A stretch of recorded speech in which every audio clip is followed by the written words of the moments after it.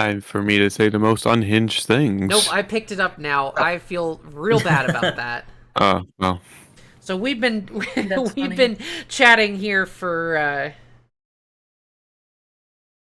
minutes 10. on end talking about festivals and stuff. And y'all couldn't hear me talking about No. how great my stuff around here is. No. Right. Everyone It missed out happens. on my talks about the Stuff Italian happens festival. sometimes. That's okay. So TLDR, we all love big, fun gatherings. we I do, think and is good kind of what food, we good want to do. outdoor food. Yes. except And me. themes. And themes. So I'm an internet goblin and I don't exist in the real world. I mean, that's true for me most of the time, too, honestly. I didn't Well, even I make mean, it up to Runfest this year, Lisa. we couldn't take Tyler to the Italian festival, one because he didn't want to go, but also as a lactose intolerant, uh, gluten free person, he couldn't eat anything. Oof. R.I.P., my dude. That must be tragic. Next I year, you am- got to bring him home a meatball. We could have done that actually. They were Yeah, selling. why did... I didn't think about it. Wow. This guy has some nice eggs. We would have bought you some gelato, but like we probably would have eaten it in the car if we had bought Well, you and one. gelato is lactose. Yeah, but we bought a Yeah. whole new bottle of lactate. Oh. I always think of the Scott Pilgrim scene where he's like, Bread makes you milk and fat. eggs, bitch. Oh, the other one, yeah. Oh, Milk and his yeah. vegan powers are like going away. It's like, Chris gelato Evans isn't before he was vegan? Captain America. That was... Chris Evans was the vegan guy in that movie. Yes. Right? Yeah. Okay, yeah. No, it wasn't Yeah, Chris he was Evans. vegan. It was a Or no, different yeah, guy. it was the other guy. Chris Oh. Evans was He was in a that cool movie. dude. He support was the guy. skater. Mm. Oh yeah. I know the other guy. I don't know his name, but I've seen him in other stuff. But Brad don't know. Pitt. that was such a movie. It was The certainly one of the vegan powers movies. is so funny. I can't believe that he didn't know gelato wasn't vegan. It's like, sir, what do you mean? I It's think free. he knew. Milk and eggs, bitch. And then chicken parm's not vegan. Bitch, that's not even vegetarian. Yeah. Yeah, I think that's the joke, honey. Like you could make a lot of dishes that are normally not vegan friendly. Also, like there's another option. Just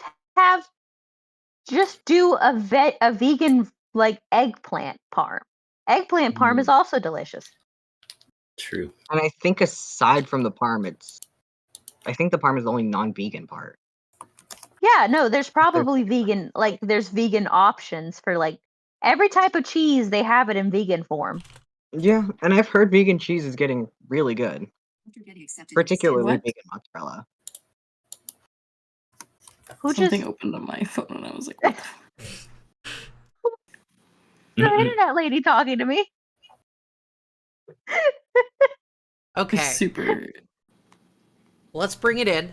And I will recap from last time. Though in the future, I Okay. may ask one of you to recap, so I'll pop that on Oh, no. somebody in future sessions. It's always me. I didn't hit a single thing. It's That's it's the You recap. you always made either me or Z do it. You never made everyone else No, do it. I 'Cause would- You knew have done. I would ask, and you would be the only one who took notes. Or Z. Eh, You plural. I'll be real Okay. honest and say, eh. But you knew if you asked Doug to do it, Doug would just say, "Yeah, we went. Oh yeah, we did things, eh?" Yeah, we killed that's a when his bunch of Canadian guys, accent you know. was the strongest, I think, and I'm pretty sure that was by design. That's when all the A's would come out. Eh? Oh yeah, eh? Doug Yep. is a delight. It's a shame we couldn't get him on this show, but that's okay. I'm sure we will play with him again someday. Anyway, to recap, the party, a bunch of unique individuals, have all come to the town of Daizo, a smallish farming town in the land of Raiji, a land inspired by feudal Japan. And the town was in the middle of their summer festival.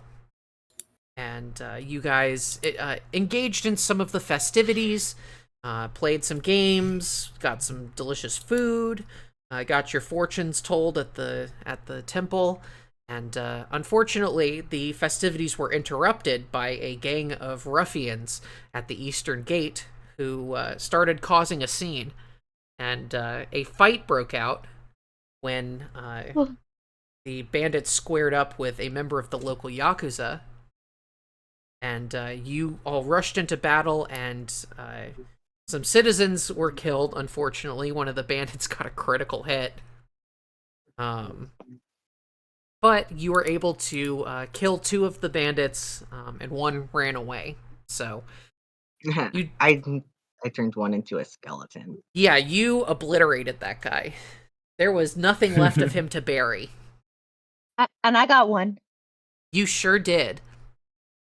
I bit him so and rattled him so hard that like he just like collapsed. His bones had holes in them. Yep. And then you dealt with that immediate threat, but you found on the person of one of the bandits a letter from someone who calls themselves Akira the Mad Dog. Or Wild Dog, I think it was. Pull up the journal here. Akira the Wild Dog is what he calls himself. And he says that in 7 days he will come to attack the town, and that they better bring him valuables and trinkets if they want to live. So you were escorted back to the temple by the local priestess, a woman by the name of Kiko. And she explained to you that the local samurai family, the Honda clan, have not been seen in a number of months, even so much as to collect taxes. So there's something going on there, and they will not be able to protect the town. So she says that she will spend some time, talking to people in town and trying to drum up a militia to help defend the town. But she asks if you all can get any information you can about this Akira person, and maybe learn some more about his plans of attack, and basically do anything you can to help. And I believe that is where we left off last time. So let's see. Yeah, so as you all can see the map of Daizo right now, it's currently kind of not late night, but like getting towards bedtime. So you may want to secure some lodgings. The most well-known inn in town is the Owada Inn, which is a traditional ryokan, or sort of a traditional Japanese inn with hot springs baths available.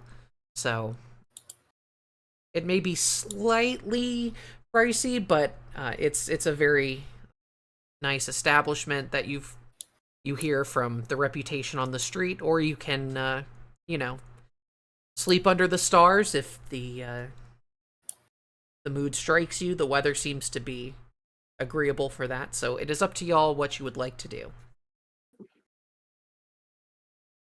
I myself would sleep on the probably in an alleyway.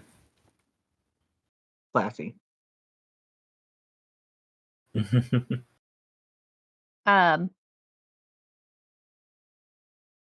Would the inn allow me to bring in my giant fox?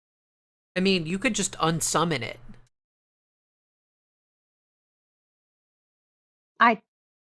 Listen, if he's not welcome, if my child is not welcomed, I don't want to be there. No pets allowed. Listen, he just wants to soak in the hot spring with me. Okay, so do you go there and ask? Yes. Okay, so you head to the inn, and you open the door, and you see there are 2 men standing there who seem to be the proprietors of the inn, and they kind of bow to you, and they say, "Good evening, valued customer. Will you be staying with us tonight?"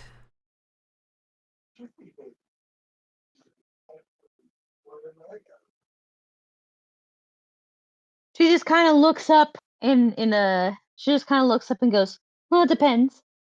I'm not sure if this establishment will be welcome of my kind here." And they say, we welcome all kinds here, especially those who have protected the town. Well, I'd only stay at an establishment I'd only stay at an establishment that my baby is allowed to. And they don't even bat an eye at this very large fox here. And they, in fact, one of the men turns and bows to the fox, and he says, "You are most welcome here, Great Spirit." And you would probably know that since your Eidolon is a kami, it would be a bad idea to refuse hospitality to such a spirit. Exactly. He's like, the fox just looks at him and goes, I will send kind regards to oh god, now I've forgotten the name of the god. Inari. Yes. I will send kind regards on your behalf to Inari. And she's just kind of like, you don't have to spoil them like that, but and she just kind of pets him on the back. Here you see. Fine. Okay, I'm so yeah, cleaning up my and they dog. say that if you want to stay in a single room, a small room, that would be 2 silver pieces per night, or you could get a full-size room for up to 4 people for 10 silver pieces a night. I'm just sitting here going, who the hell's staying with me? Did any of the rest of the party even come into the inn? Or are they all sleeping on the Did street? you invite them? We haven't gotten there yet. I think you're the first Yeah, one. we haven't done anything yet. No. They declared they were sleeping in an alley, and that's about as far as we got. Yeah, so you all have introduced yourselves to each other, but you are acquaintances at best right now. But Leshy do not require sleep at night. No. Also, If you just want to go out into the field and just lay down in the field, that you're welcome to do so. I think yeah, I would like spend the night like just chilling outside. Okay. There's a Not cool much- dying tree you can talk to or something. Yeah, there is there is the great spirit tree at the temple, which you all learned last week seems to be dying from some sort of supernatural cause. Here's my question. Does the single room have a sauna? It's extra for a private onsen. Was there a communal onsen? Yes, there are communal onsens. There's a public onsen and private onsens. Is my fox allowed in the communal one? Yeah, sure. Why not? I mean, it's a spirit, so Yeah. I don't know what they'd do about it anyway. What are you gonna do? Try to tell it no? Exactly. Have you told listen. Have you ever seen someone actually get a fox to listen in real life? Imagine that, but bigger. All you're gonna get is a bite and some piss. A lot of piss. So much Okay. piss. So yeah, no, that's a bad idea. Okay, so yeah, you can get a single room, and then you can use the public onsen to bathe Okay, if you I'll like. just go with the single room then. Okay, the single room is 2 silver pieces a night, and then the public onsen is 5 copper per hour. Gosh, I'm gonna have to do math and shit. Yeah. Actually, you can just, I think with the, yeah, you can just subtract it in the sheet. He'll Yeah, do but it I'm gonna have to keep automatically. track of how many days I'm there. Don't Just worry do too it much every about it. night. Yeah. Bop, beep, beep, beep, beep, beep. I don't even have copper on my sheet. So Yeah, this but is- you That's- have it'll break gold, it tomorrow. which is 100 copper. Yeah, it'll break it down for you. You can just hit the minus button at the top where the break coins down, are, break down. and just subtract 2 silver, 5 copper.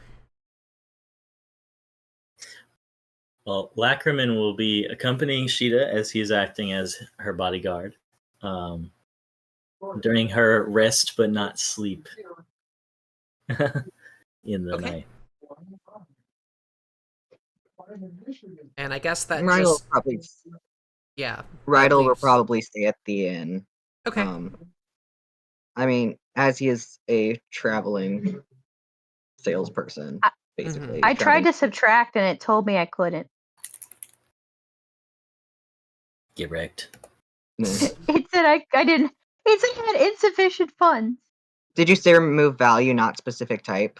You have to check the little box at the bottom. Oh, I didn't see that. I'm stupid. It's okay, we're all a little stupid. Yeah. He probably has, like... You Hey.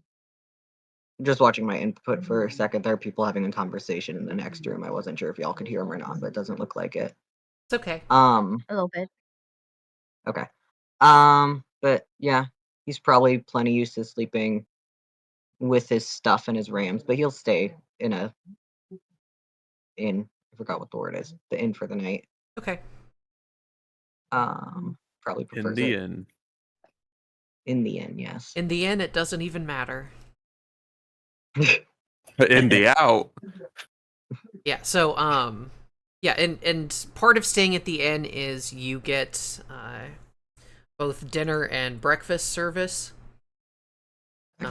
And you get each room you get a bottle of house sake during dinner service.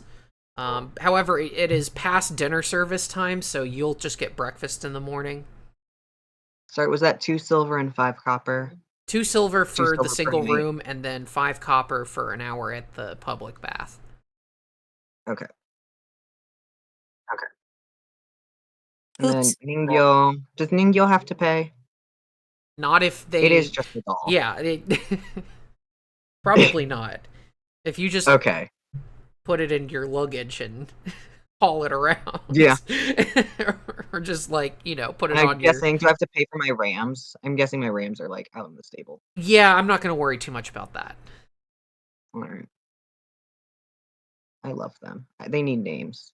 I haven't named them. Oh well. Okay. So you all rest for the night. And Yes. it becomes morning. You awake in varying levels of comfort, depending on where you decided to lay your head. Is there a rest button is the question. There should be.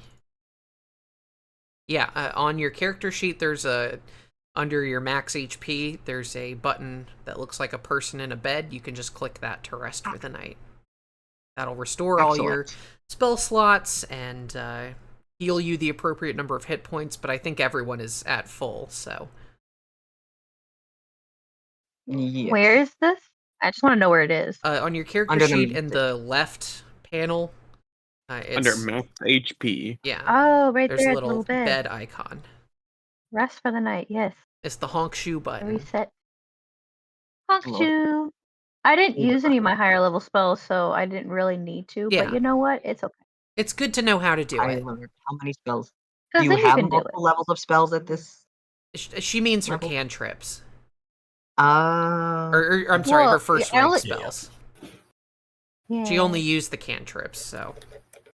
Alright. I didn't use my first level steel. Yeah, and it also, I think, recovers your focus points.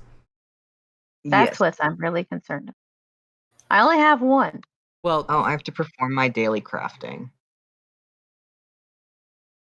My Yeah. focus pool is one. Yeah, I don't think we have any prepared casters in the group. Nice. Love So that for us. don't have to worry about that. Okay, yeah, Yeah. so you all can see the map of Daizo here, and I will move the stream over to the map here. Oh, and I have to actually pull up the...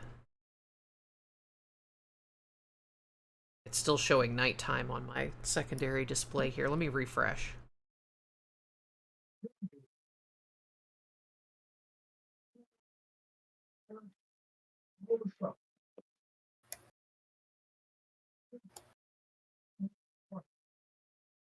But yeah, so you all can see the town of Daizo. There are many different places here highlighted that are points of interest in the town.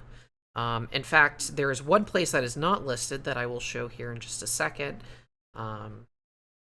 Because, Akuma, you got in with the yakuza last night and you got on their good side. They told you about their casino.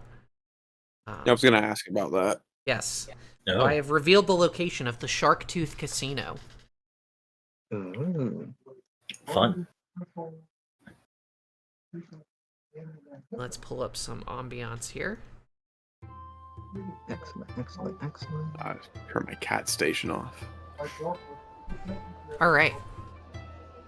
So I assume you all planned a place to meet up in the morning. I mean, probably the inn. Okay. The inn was is thinking right the temple. beside the market square and the temple, so it's all kind of very centrally located. Hey, Yeah. Sarah. Hey, Abby. Can I just say something real quick? Please. I like to think when I'm taking my bath in the onsen that she found herself a little rock area to kind of like lay down against, get Mhm. all nice and comfy. And then the fox did a splash in the pool. Mm-hmm. Everybody's just kind of like, what the? I think Why are you the doing that? people around are probably just tolerating this, though I think the rumors have gotten around about who you all are and your heroics. And most importantly, then the fox I keep saying the fox. It's Yukiko. Yeah, she has a Yukiko name. comes in. Yes, her name is Yukiko. And Yukiko comes in and puts her little chin on her shoulder and just like snuggles up. Aw. And then Ashia, that is not how you say her Asahi. name. Oh my gosh. Asahi is just like running her fingers down her back. She's like, Very you nice. really need a groom. You are really not it back here. I'm just imagining the girl with the dogs video about this giant fox. At the groomers, oh my gosh, yeah. It's like, I've been brushing these tails forever, but when there's 9 of them, it's just never ending. The groom took 9 hours. Per tail. No, not 9 hours per tail. An hour per tail. Sure. Okay.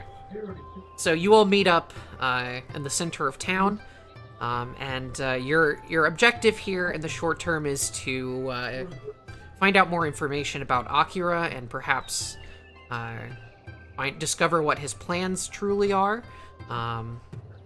and perhaps maybe see if you can find anyone who could round up some support for a militia. So what would you like to do?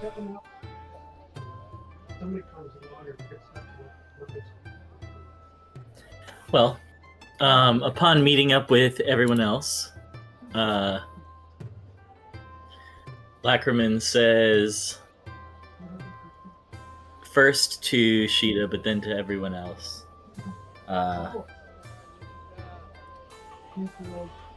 I'm sure there's all manner of information to be gathered here in this town, and I certainly feel most at home gathering that information at the local public house. So I'll be finding my way to the nearest bar to see what I can figure out. Fair enough. You would know that the nearest and most popular bar is the izakaya to the west of the temple. So you could get a bite to eat, or people in general could get a bite to eat. The Leshies don't need that, and get a drink there as well. It would also be a good place to hobnob and gather information. Let's see. So, let's see. You can gather information using diplomacy, and you spend money to grease some palms. You may get, you can get a bonus on your diplomacy check. Oh, Well, unfortunately, I don't have diplomacy. I think I'll wait and see what everyone else is intending to do, but I don't think I'm gonna spend any money trying to.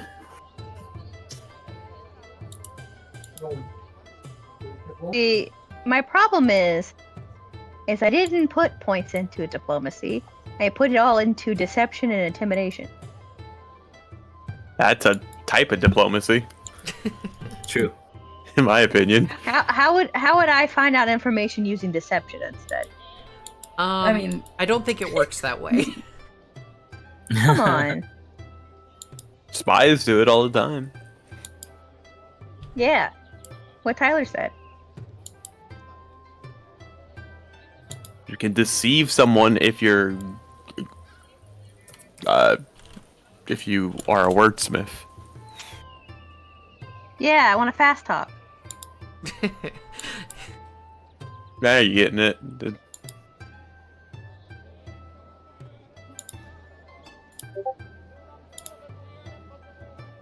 I would like to go to the Shark Tooth Casino Okay. Take if it's open at this hour. Could be. Okay, so yeah, if you want to gather information, you can make a diplomacy check. I guess I will allow deception, but it'll be a higher DC. Well, that stinks. I hope you know that. That stinks.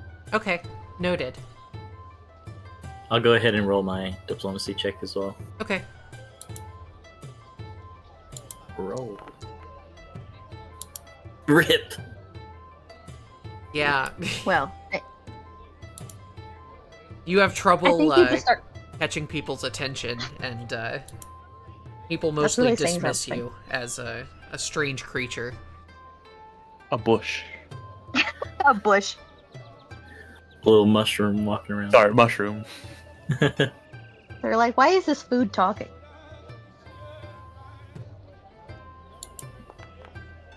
I also roll for diplomacy.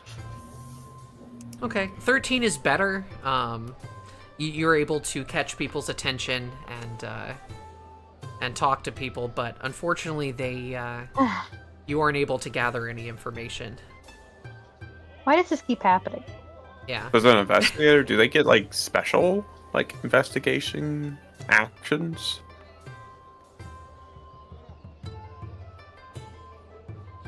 Okay, so Asahi, you start off. Oh, that one wasn't. Yeah, it's fine. I did not mean to roll intimidation for that first one. Yeah, you start off like grabbing somebody on the street and be like, "Tell me about Akira," and people are like, "I don't know." And you're like, "This isn't working. I need to change my tactics."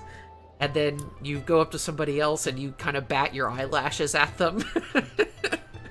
And you actually learn, Asahi, that it takes you a while to find out, but after about an hour or so of asking around, you learn from someone at the bar that they had used to know of a guy named Akira, who was related to Shirosame Kiba, who is the patriarch of the Shirosame family, the Yakuza family, but only like tangentially related. Like they had some sort of distant relation to one another. Like he's the son of a cousin or something like that. And that this Akira that they knew of resented the Yakuza and rebelled against them. And eventually, the boss of the Shirosame family couldn't turn a blind eye to it anymore and drove him out of town.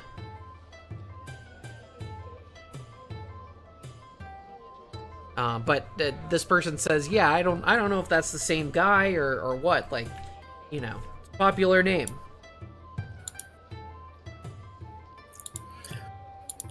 Quick question. Since I have the hobnobber feat, would that allow me to maybe attempt twice to gain information in the same amount of time as everyone else? Sure. Since it takes half the time. Yeah. So I guess I'll roll again and see if I can get someone to notice me, senpai.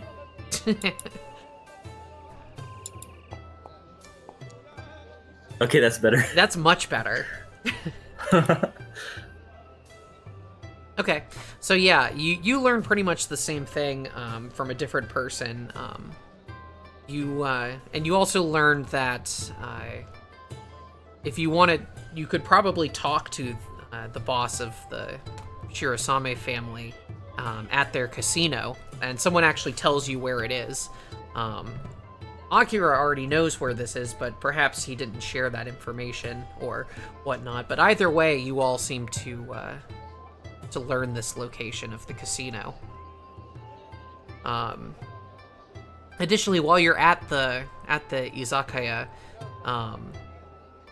you notice a very prominent feature of the establishment.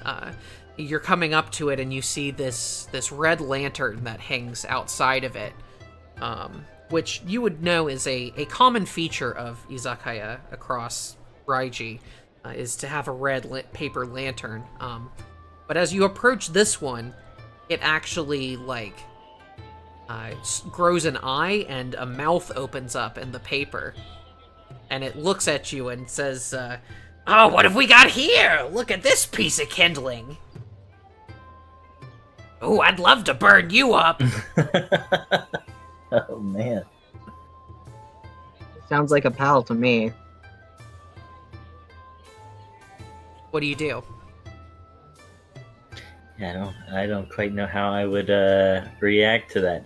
I'm sorry. What is alive and talking to us? The lantern The hanging lamp. from the tavern roof. Ah.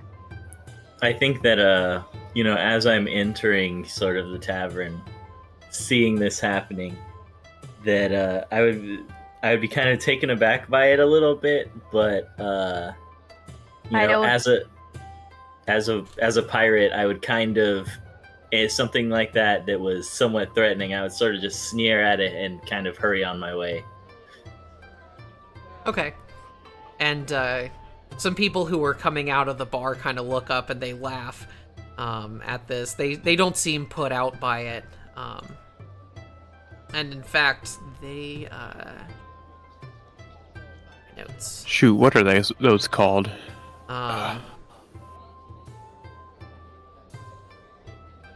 Sorry, I There's have this this in thing my that- notes, but I'm trying to figure out where I put it. There we go. Oh yeah, so the people laugh and a woman says, "Oh, Tokun, you're so funny." And he says, "I'm not funny, I'm evil! Blah!" And his tongue comes out and there's fire on it. "I'm a great and powerful fire demon!" I love that. Blah. I like to think that my character just kind of doesn't even bat an eyelash. She's just kind of like,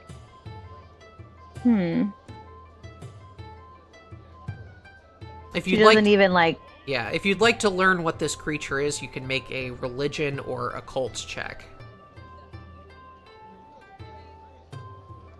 You know, I would why like not? to. I got religion because I Wait. knew it would be important. Yeah. Okay, you can roll it too, Abby. You did go to the bar, so. I don't have any bonuses, but I'll still roll. Okay, you're not really sure. You You think it... you rolled medicine. Why did Dust roll medicine? Did I? Yeah, you did. You clicked I clicked medicine. Yeah. weirdly. It's a +0 anyway. Okay. Yeah, you guys are not really sure. It seems to be some sort of spirit creature that has Question. possessed this lantern. I have not rolled very well today. How common are spirits here? I would So- think quite. They are not, they're not like super common, at least, especially not in like inside towns. But they're not unheard of. You've probably heard tales of many different kinds of creatures, or spirit creatures like yokai and other spiritual entities. It's also not uncommon for spirits known as kami to possess objects and other like physical locations or objects such as trees or rivers or sometimes objects such as umbrellas or lanterns such as these. So yeah, it's not unheard of, but it's not No. something you see every day. And a follow-up question. Are we considered spirits? What do you mean? The Leshy, the Fox, a Hobgoblin, are we considered spirits to people or of this land? The Leshy are, but the rest of you are humanoids, so you're just people. Okay. Okay. I didn't know if I was looked at as like a Oni almost or... No. Okay. And in fact, some people, like, from the way people, like, look at you and, like, some people kind of bow their heads, you think people assume that you are some sort of samurai. Which technically you are. So, like, you know, people are regarding you with respect. Okay. Because you're certainly dressed like a samurai. Just a tad Bro is a bit. Ronin. Yeah. Well, you're wearing armor, at least. Yeah. And most normal people don't go around wearing armor. Using a naginata as a cane. Yeah, yeah, that's...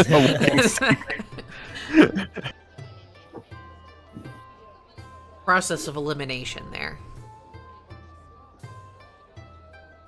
But yeah, so you learn that Akira may have had some sort of connection to the yakuza. Kuma. What? Kuma. You said Akira. I know, no, that's what I'm saying. Akira, the man that you're... Me. The- Oh. No, not the- you, but the... You said before earlier that The Akira guy was with the going to warning. the casino. No, I said Akuma, you learned about the casino. And We've confused Tyler. yeah, Akuma, you learned where the casino was, but through you guys are trying to find information on Akira, the bandit guy, who's claiming to be preparing to attack the town. And you learned that Akira had some sort of connection to the yakuza. Does that make sense? Yeah. It's just I just had to. Thought Well, you were saying my having- name. Having learned about the casino and its connection to Akira, Lackerman would then seek out Sheeta to kind of go to the casino together. Okay. Just the two of you?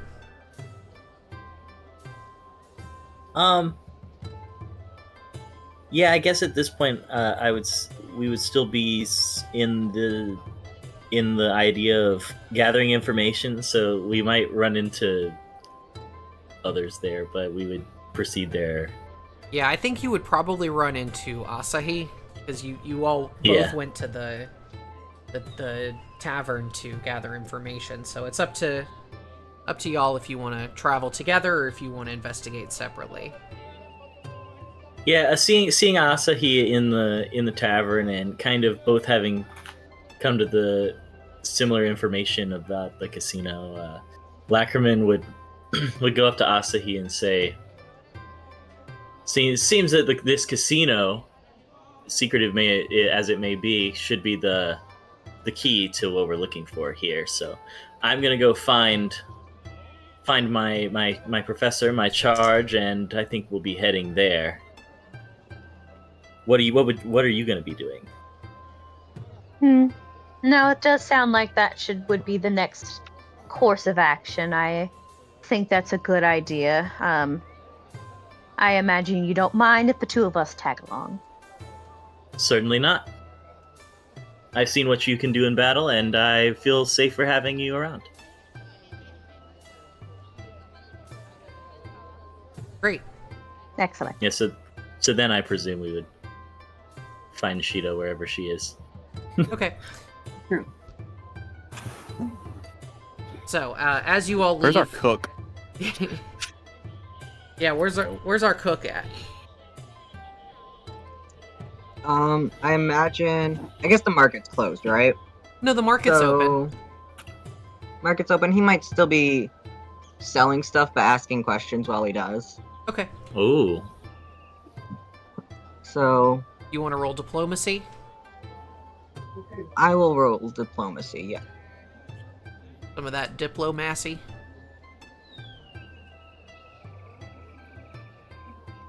He has no diplomacy, but we'll give it a shot. Okay, so He learns nothing. you actually learned something completely different from what you were asking, which was that A new recipe. a new recipe. No, you actually learned that there is supposed to be Final Fantasy car. a puppet show going on at the Rashomon Theater sometime today. So probably Was my someone puppet supposed to be sees the Ningyou doll on your stand and says, "Hey, they're doing a puppet show over at the theater. Maybe you should check that out." Ningyou turns its head to the speaker and stares. Creepy. Very spooky. Okay, so let's see. Akuma, what are you doing? Should I roll for making money? Sure, if you like. I assume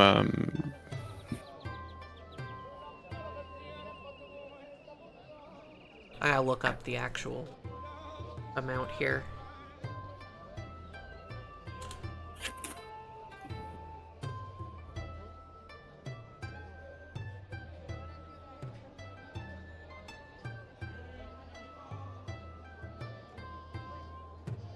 Let's see. Level 1, DC 15, that's... Trained success, you earn 2 silver pieces. now you must play this Cooking Mama add-on we have. There you go. Wait, I would unironically. why did you roll for? Did you roll for cooking? See?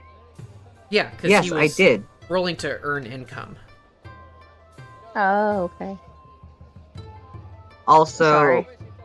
from my daily crafting, I have available to pass around 6 minor elixirs of life, 2 antidotes, and 2 anti-plagues, if anybody wants them. Also 2 journey bread, but I'm assuming nobody needs those.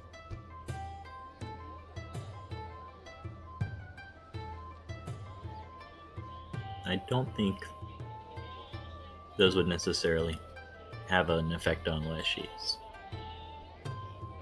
I Is know it that bottled you sunlight can't- is a thing. Well, yeah, but You if they're can't hurt, eat Can't make though, bottles right? and- you can still use potions. Okay. You can still benefit from potions because they're magic. It's not so In much. fact, I think it's not so much potions is about one of the eating. things you can. I think potions are one of the things you can try to do by, like, it said something about that.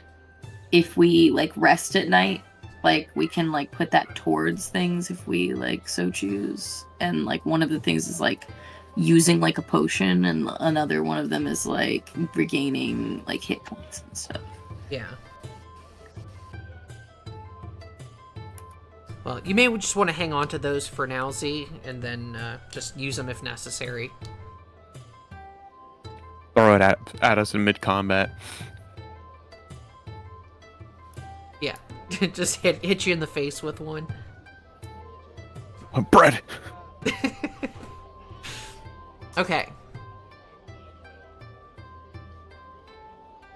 So, I guess we'll go with Asahi and the Leshy going over to the casino. You make your way through to the back streets and head to where the building marked as the casino. And eventually you come to an alleyway with two men standing around near a unassuming looking door, and they appear to be dressed like the local yakuza. And they see you walk up, and one of them just says, "What do you want?"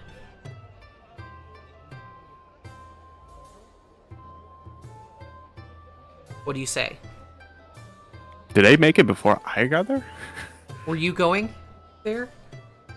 Yeah, that's what I was saying. Okay. Well, Yeah, I think you went there like right Yeah. away. Okay. Yeah, I went there first. Okay. Well, then we'll do Akuma first. You go there, and then they look at you and say, "What do you want?"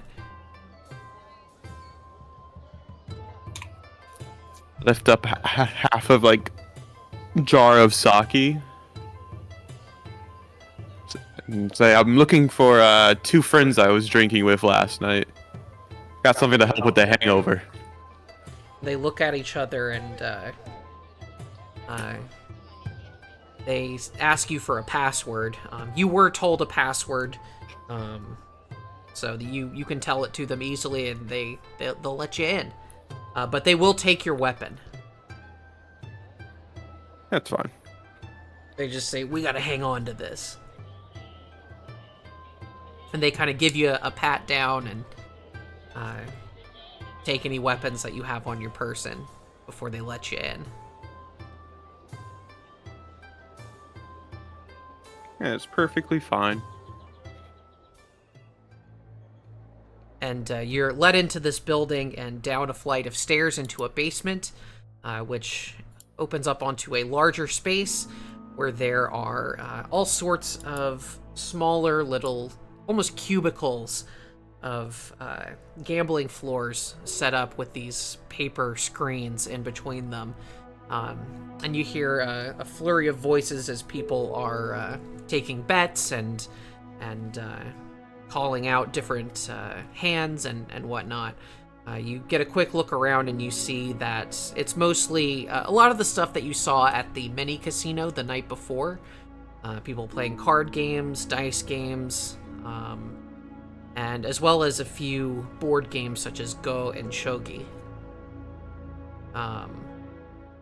In contrast to the mini casino you visited during the festival, this place seems much more dangerous. There is a smoke hanging about the air of pipeweed and other Oh, no. recreational drug use here. And the place is absolutely crawling with yakuza thugs. Who Smells are, like home. Yeah, who are eyeing everyone suspiciously. What do you want to do? I want to see if I can find a 2 from that night, or from last night in the crowd. Okay, make a perception check.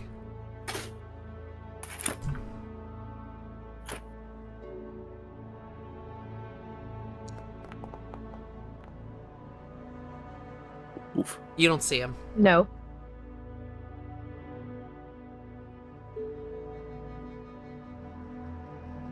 And I will...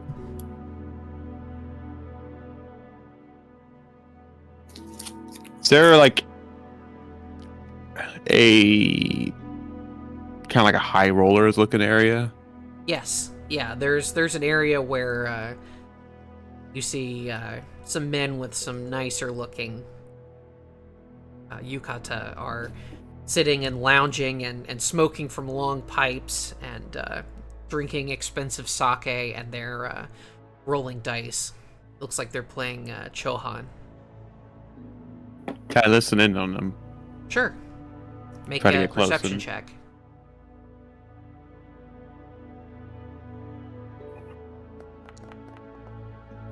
Ooh, natural 20. There we go. Okay. Yeah, you actually catch that they are talking about the recent events from the night before. And one of them says, you think it's the same Akira from back then? And the other guy says, you shouldn't talk about that around here. The boss isn't too keen on that.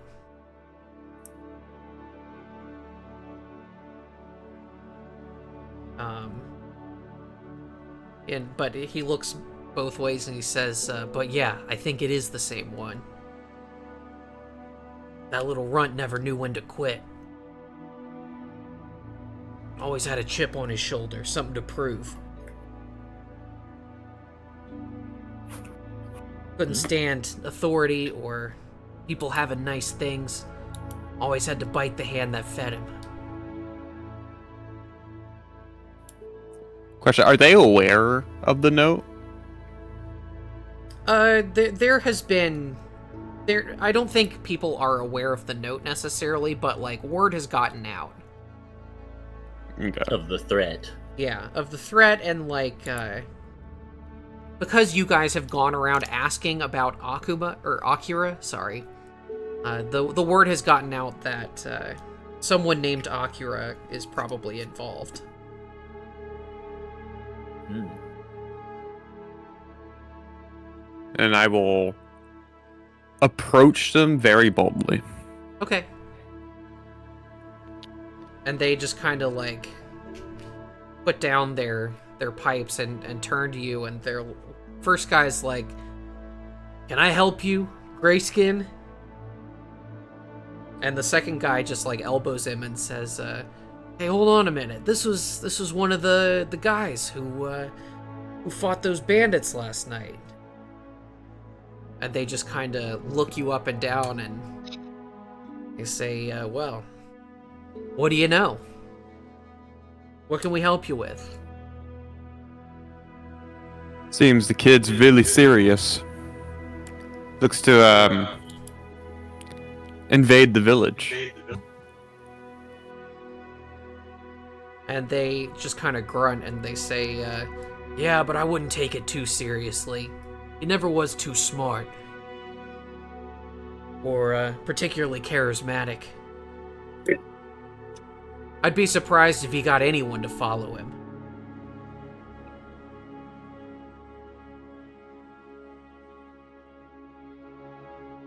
Why would you say that? He was just a angry little street urchin. Had no respect for anybody. Could barely talk his way out of a paper bag. That's not the kind of leadership you want. Now, Shirasame-san, on the other hand. Now that's leadership. And that's your leader? Yeah, that's the boss. He's, I mean, we're not his employees, but we respect the boss's authority. That's how we get to come here and blow off steam. Yeah, I get you.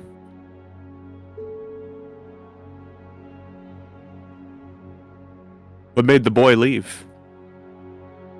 And one of the guys shrugs. The other guy says, I heard he got into a fight with the family and got kicked out of town. Boss couldn't turn a blind eye anymore, had to save his reputation. A fight over territory, or? Who knows? Territory, money, alcohol, whatever. Some guys don't need a reason to start a fight. They're just itching to let their fists fly.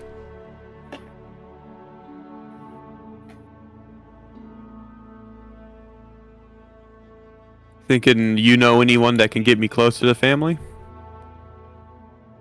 And they just laugh and they say, well, you're in the right place. You wanna get in with the family, this is where they live, this is their hideout. Can't get much closer than here. Alright, then point me in the right direction. Of table, at least. Okay. Well, so you see that this place is crawling with like henchmen of the yakuza. So like, yeah. If you wanted to like talk to the boss or whatever, you probably could just go up to somebody and ask. Okay, no, I like to do that.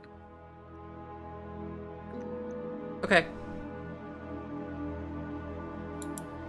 So you, actually, about this time, Lackerman and Shida and Asahi enter. And you see them come in. They're pretty easy to spot, so if you want to meet up with them, you can. Sure. They probably stick out and look very out of place. Wait, we're meeting inside or outside? Inside. Okay, How so did they just we let get us in without like any hassle or anything. Yeah, that you learned the password to get in, so Okay. they'll let you in if you know and the password. I was gonna ask, since they're confiscating our weapons, could I do like a stealth check to see if I could stow my filter's fork and hold on to that, or would they just kind of have an is idea? that what like- I- Look like it's fork. How big is that weapon? Like, Good question. Good question. Yeah. So let's Wait, see. does that mean my fox can't come in? Because that's my weapon. your fox can come in, but Okay. they'll 'Cause tell I you just to imagine them being like, they'll tell you to keep it under control. It Keep says it on the a bulk leash. is it L, does not wear a leash. but I don't know what Okay, that if means. it's that really. means light bulk. That means that's fine. You could attempt to conceal that. I would need a stealth or thievery check. That's the same either way. So yeah, we'll do that. Going to the restroom real quick. Okay, I'll say with an 18 you can just kind of stow that under your clothing. All right. So yeah, I would willfully give up the dog slicer and the bow and Yeah. hide my fork away. And the two bouncers are just like looking over this dog slicer, and they're like, "Whoa, you ever seen something like this?" they're kind of like geeking out over the very brutal looking weapon. They give it some practice swings before putting it in a box with all the other confiscated weapons. Okay, and then you are inside, and you meet up with Akuma. I think Tyler went to the restroom. Yes, he did. Okay. Well, when You're we also come in welcome to do before some gambling here if you want to try your hand. Ooh, Gamba. Lackerman looks at Asahi and Shida when we come in, and he says, seems like our hobgoblin friend from has already made it here, so isn't that lucky?"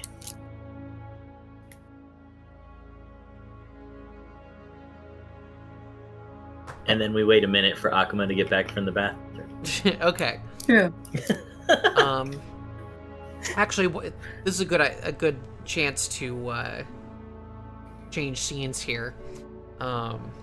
Outside on the street, we come back to the food cart of Rydel and Ningyou.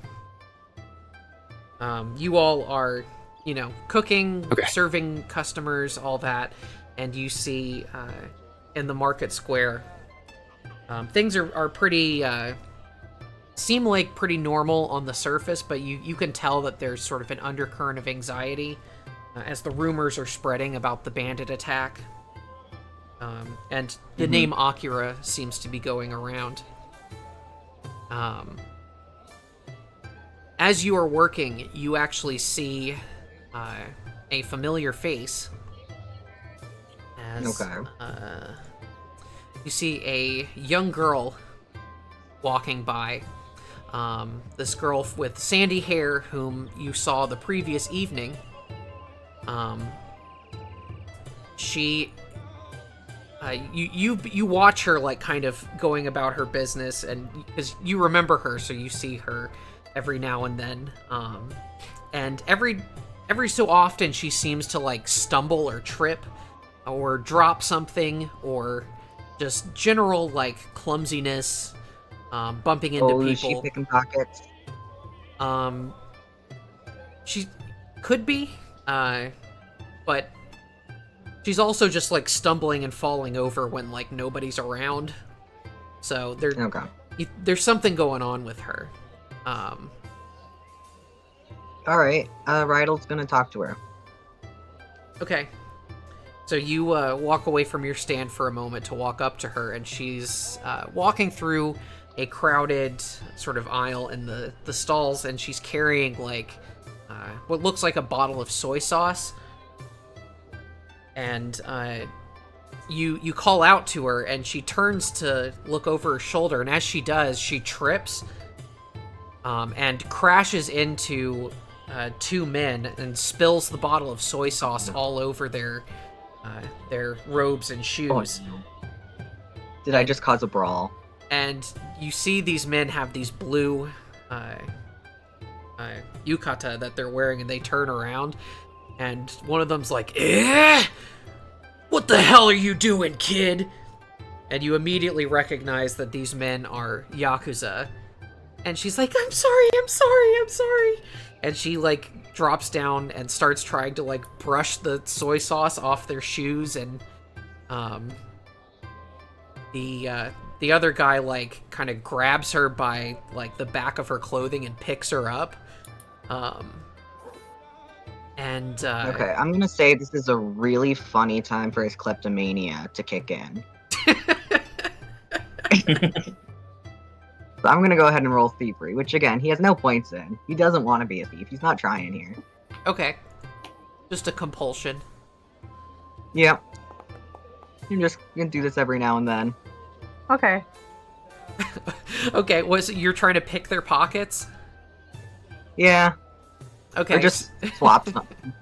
So, you kind of come up and, like, bump into them, and, you're unable to pick their pockets, and they actually turn and look at you, and they're like... And now they're mad at me. And now they're mad at you, and they're like, what are you trying to do, hey? And, so, I'm gonna ask you to roll initiative. Ningyou hears this, and it's coming over to check things out. So, they start, like, getting up their dukes. It looks like they're trying to fight you. So, let's go and roll initiative. Yeah. Wait, I thought... Wait, Is Z also at that place? No. Nope. This is in the I'm in the market. marketplace. Then how are we going into initiative if we're not even in the same area? We aren't. You guys aren't. We are not. You're not there. I am. Oh. Let me... Oh, okay. I thought I had to roll initiative. I was like, I'm not even here. You. Let me put some creatures on the map here. This is the first time ever I think I've played a game where we split off and someone had to roll do initiative in a smaller part of the party. So this is interesting. Yeah. It's gonna be bad. Who's there? Just Z? I think just me and my puppet. Yep. We've done this before, Abby. When? In our Extinction Curse campaign. When? In the beginning, where the Acklers. Oh yeah, it was just like Tyler's character rolled for initiative. But once you got punched and fell over, I did come over and join. We were in the same room. I just wasn't part of the initial encounter. Yeah. This is a scenario where literally we're in two sides of the town. And for Rydel, I'm gonna have you roll over your thievery check for initiative, because that's what you were doing when combat broke out. Oh so. no! Oh, that's no good. All right. It was like 7. It is. It's Oh, very much says like I 7. cannot re-roll because That's fine. I'm gonna have putting it to in re-roll. manually. Okay. So do you want me to re-roll or do you want to just use the one that I It's used? fine. I put them all in manually. Okay. Okay. Oh god, they're screaming already? That's just flavor. Let me actually turn off the screams. I know, it's just... Oh god. You're like, okay, let's go. I got the notification saying it's my turn, and then there was immediately a scream. Yeah, so for It's your turn. Scream! so first up is Ningyou. Okay, so Ningyou is going to... Yeah, so these men cast like this- have their fists up and look like they're gonna brawl with you. They have not drawn weapons, but they are very beefy looking. They look like they could throw a good punch. Okay, so... Ningyou then casts a sepulchral mask. I probably should have moved in. Oh, each in the area when you cast the spell. Okay, what's the area? It's an emanation. 5-foot emanation. Okay. So, should probably have had her step up first. And they still wouldn't be in reach because it's 5 foot. Well, she's got Okay, the sepulchral. first action stride. Yes. And then I'm gonna place the 5-foot emanation.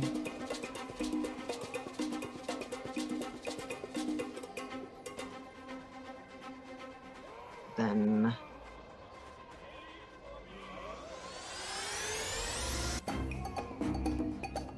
so I think that's all she can do.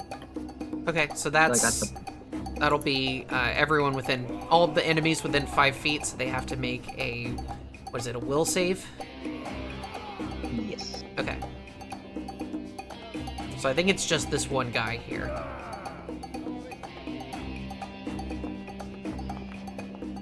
That's for And he rolls a critical failure. nice. So he's gonna take critical damage and takes a -1 status penalty to will saves against emotion effects for 1 minute.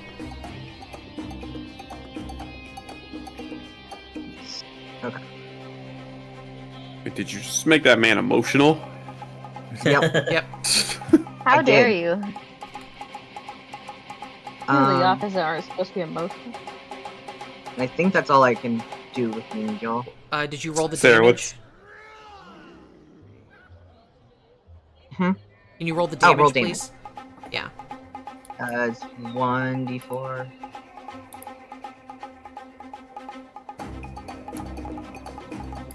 Okay, so...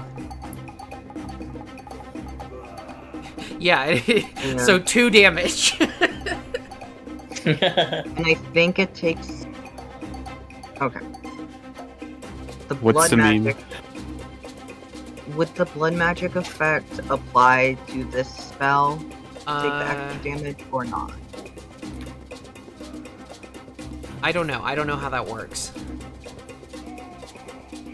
I think it takes 1 void damage. Okay. It'll just take another 1 point of damage. Alright. This is gonna go very poorly. I sure hope my friends see what's happening, or some guards or something. Okay. Yeah.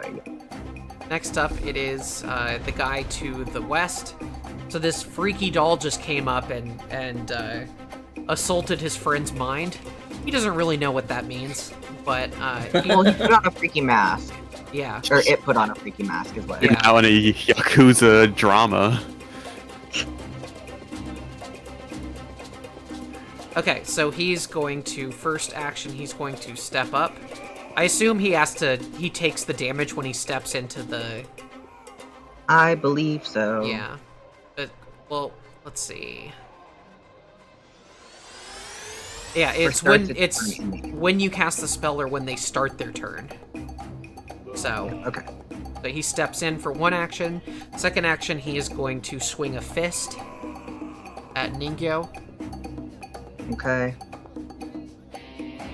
That's an 8 to hit. Just misses, To be swings fair- right over your head. Yep. Which does make sense. And Ningyou then is short. he's gonna swing again for his third action. Ugh, that's a 9. Yeah, so he's having trouble hitting you because you're so small. And that is his turn. Oh, I thought it was because he's drunk. Nope, they're not. I mean- They don't seem to be particularly drunk, unlike the men from the previous night. Next up, it is the other guy's turn. He is going to first action take a step away from the freaky doll. Second action, he is going to attempt to grapple Rydel. Poor Rydel. So he's going to make an athletics check.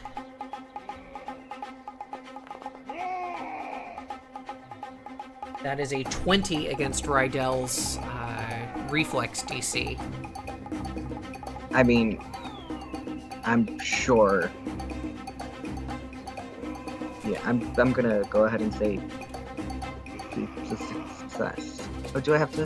Where's my D? So your reflex DC is 10 plus your reflex save bonus. Okay, which is 17. Okay, yeah. So Cool. he grapples you, which I think means that Oh, you fuck. are grabbed. Okay. Oops, that's not Condition. wrong button. Ah. Not invisible.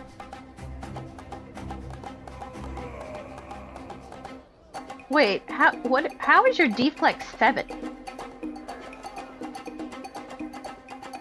I don't know. That's what the character says. It Wait, depends I'm on your sorry. proficiency. I'm sorry. I was thinking of dexterity. Oh, no. I thought you were saying your dexterity was 7. I was like, how? At first level? I'm sure it's possible, but it is not the case. Okay. Okay, so he grabs you. That's his first action. And then second action... Or no, I'm sorry, that was his second action. His third action is he's gonna punch you. Punch. Back on punch. That's gonna be a 13 to hit. Which is exactly what he needed. Yep, because you're grappled. Okay, so he clocks you in the nose. Owie. That is gonna be 5 points of non-lethal damage. Oof.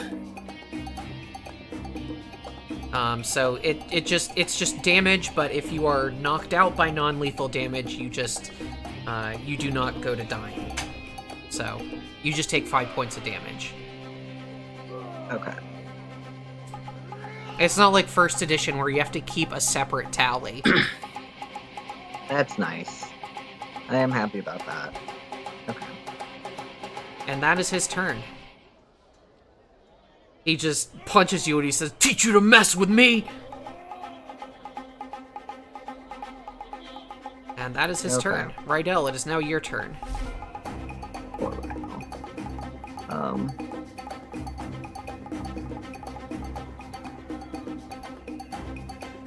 Let's see. What's he got? He's got like nothing.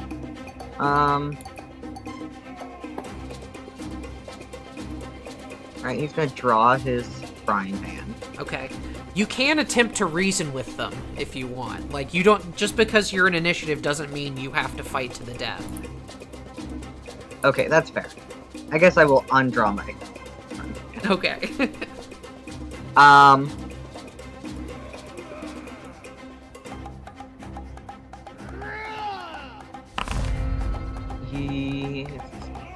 Oh my god, I'm so sorry. I don't know what came over me. Oh, please don't hurt me. Okay. Make a diplomacy check.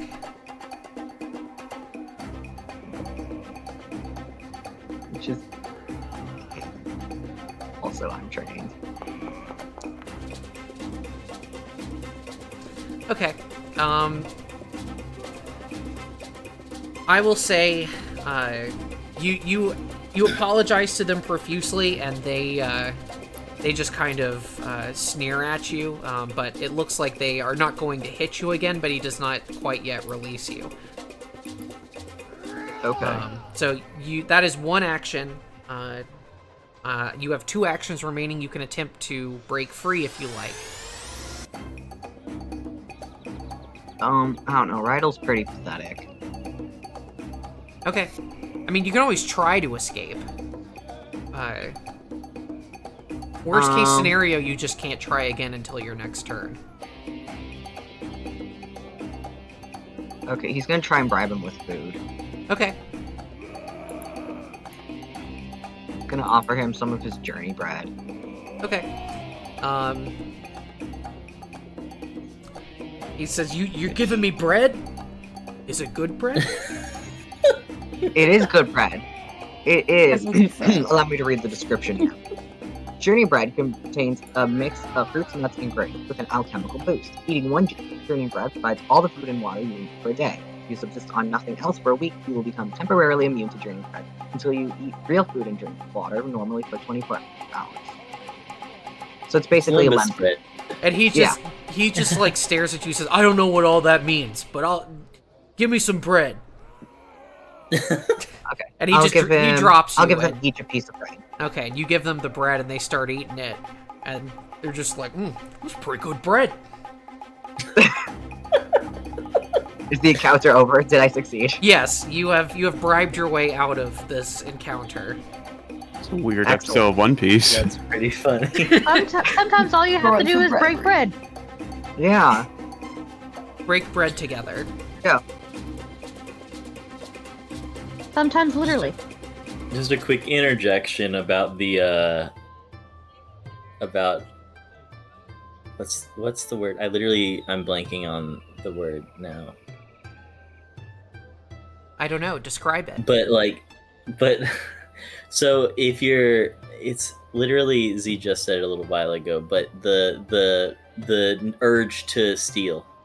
Kleptomania. Kleptomania, yeah. Just a thought, if you guys want to talk about it, like between now and next time on the kleptomania of it all, he will be trying to swipe stuff from all y'all. If you look It is compulsory. if you look into how willpower I and have hunger, if you look into how willpower and hunger work in Vampire the Masquerade, it's kind of like I think there may be a good way to adapt that into like a mechanic, where it can like mechanically influence you doing your kleptomania. Yeah, I'm sure there's all sorts of ways we can mechanically. But it's also fun to just roleplay it manias out and stuff. Yeah.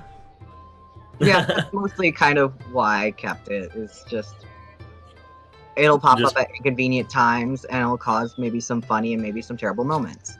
It reminded me of Vampire the Masquerade high key. Of having like the hunger, yeah. The urge. Yeah. The hunger that only hands can satisfy. Oh. Excuse Okay. me? So yeah, you have successfully diffused this situation. In fact, a small crowd has gathered to watch this scuffle, and the yakuza kind of just like lets you go forcefully, and they walk away munching your bread, and they just call out, "This guy's got good bread!" Shit. And as they walk away, they just turn and look at you, and they just kind of give you the universal gesture of, "We're watching you." More pockets. We're watching you, Mike Wazowski. Always watching. Okay, That was an excellent. I do a pretty good Roz. You forgot to file your paperwork. That's so good. Excellent. Okay, so you dust yourself off from that encounter, and you look down, and the little girl, Hana, is, she's bowing to you profusely, and she says, I'm sorry, thank you so much. You're very welcome. I'm sorry, I have to figure out how to roleplay somebody who likes children now. Yeah, it's called acting. Yeah. Wait. What do you mean? Didn't your last character like children? I mean, but it never really came up. Okay. I don't think you've ever played a character that like hated children. Like, it's all right, kiddo, pat, pat. Yeah. Like, I'm sorry, is there a character you've played that hated children? Like, now I'm curious. No, it's just I think the character might be Z. Yeah. Yeah, I don't He particularly. hates children. I don't really either, but I wouldn't say I hate them. I just prefer them to not be in my general vicinity. I hate those little freeloaders. Get a job already, Junior. Oh god. Okay, I no, don't dislike children, but I do dislike babies. Yeah, That's what old. I hate Oh, babies. Get your really? shit together, That's kid. hilarious. Stop Literally. crying all the time. Yeah, There's no the crying literal in shit. baseball. I'm pooping in a diaper. Idiot. I did see a Tumblr post one time many, many years ago that said, please stop being mad at babies for crying. Literally everything is the worst thing that's ever happened to me. I Yeah. haven't stopped That's so true. because like that does Okay, give me a but little like, bit of can you empathy. stop smelling? No, they That would be can't. nice. They do can't smell control creepy. that. Anyway, Nah. the child in front of you is Stop not a pooping. baby. She is probably 7 or 8 years old.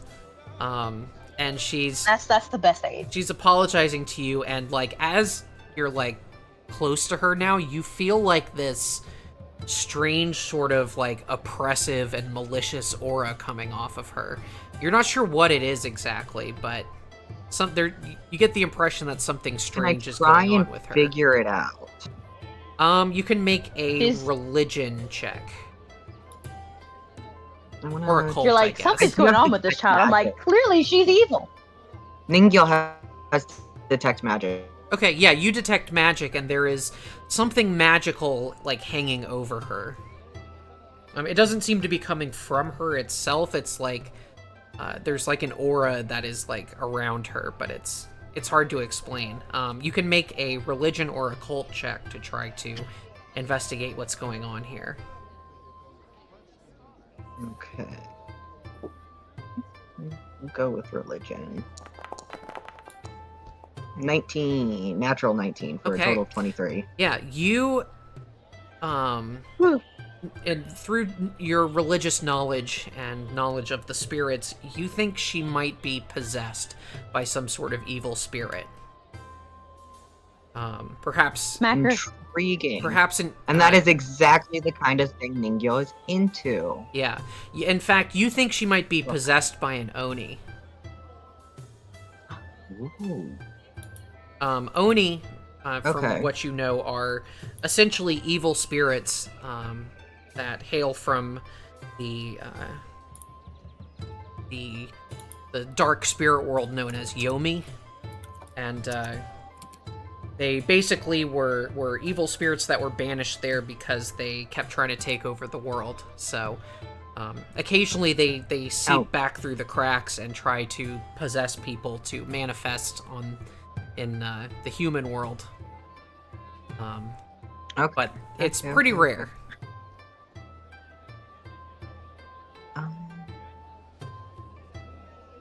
Additionally, you know that with your high roll, you know that Oni possession typically is more effective on those who already harbor malicious tendencies. Interesting. And for someone like Hana, this child, it's probably not able to fully manifest here. However, it is still causing her misfortune through its aura of unluck.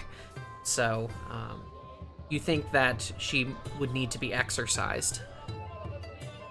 I would love to exercise this Oni. Okay. I want And to exercise a child. with that high exercise a religion roll, child. you would know the ritual in order to perform that exorcism, especially because this is a very low level possession.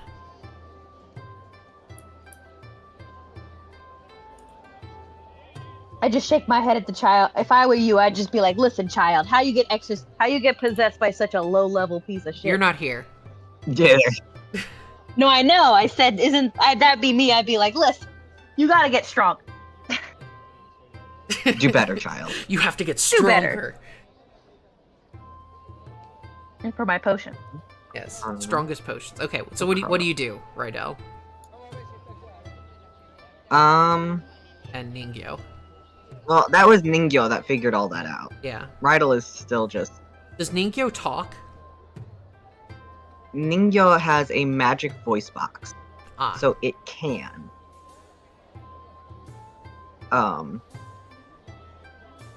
It just doesn't usually.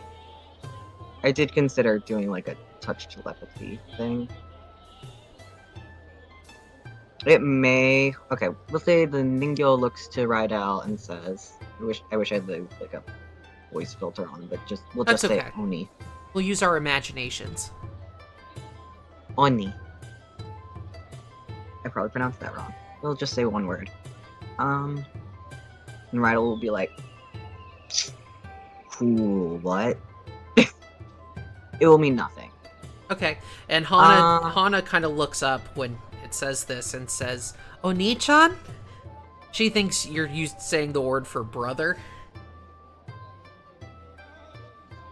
which is Oni with 2 eyes instead of 1. Yes. Ningyou will be just like, won't say anything, just stare. She has no idea what's going on. She says, "Your doll is funny. It's like the dolls at the theater that the funny ladies play with. I like their show. Have you seen their show?" Should I go see their show? Let's go see their show together. Do you say that? Mm-hmm. He says, "That's cool. I want to do that, but I have to finish some errands for my mom." Maybe I can help you. And she kind of like tilts her head and she says, "Why?" Why not? And she thinks about this I for think a it's good to second. help others. And she says, "Okay." So you spend some time helping this little girl, and I think we're gonna go ahead and take our break. Excellent. So we can get watered and fed and stretched and all that good stuff. And the chat can imagine the mini adventure these Yes. three are going on. This Sure. possessed small Yay. child, failure of an adult, Possessed smile child and a possessed puppet. doll. In a completely different way. Okay, so we will be back in just a little bit. So we will see you all shortly. Woohoo! This is bad. Yeah. No. Oh, I just clicked the button. We are back. Abby's putting on her headphones. So yeah, we come back to we'll fade out on this scene All good. with Rydel and Ningyou hanging out with their new friend Hana. And we'll go back to the dark underbelly of the Sharktooth Casino.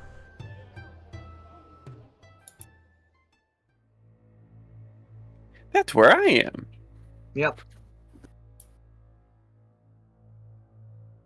Okay, so you all, we'll fade in. You have approached the members of the yakuza, and they actually recognize you. And one of the guys says, "Oh, you guys are the heroes, huh? The boss actually wants a word with you."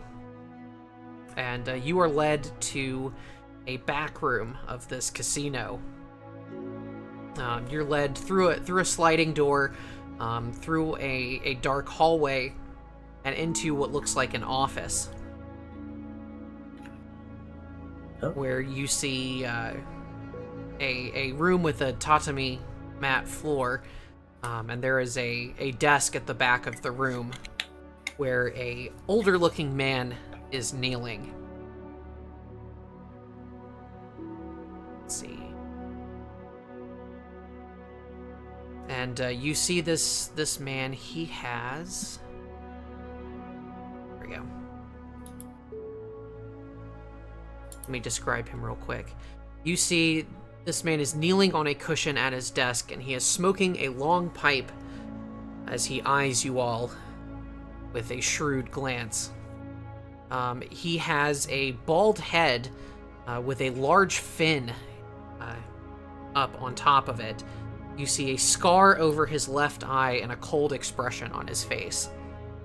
He wears an expensive black silk yukata with gold embroidery, and you see a katana stand looming over him, behind him on the wall. If you want to sort of analyze this person's ancestry, you can make a society check.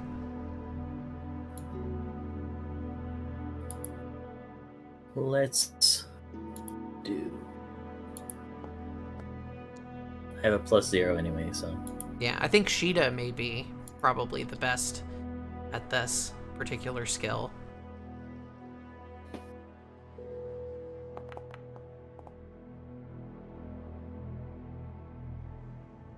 Sorry, I was in the Discord call and not in the window for the...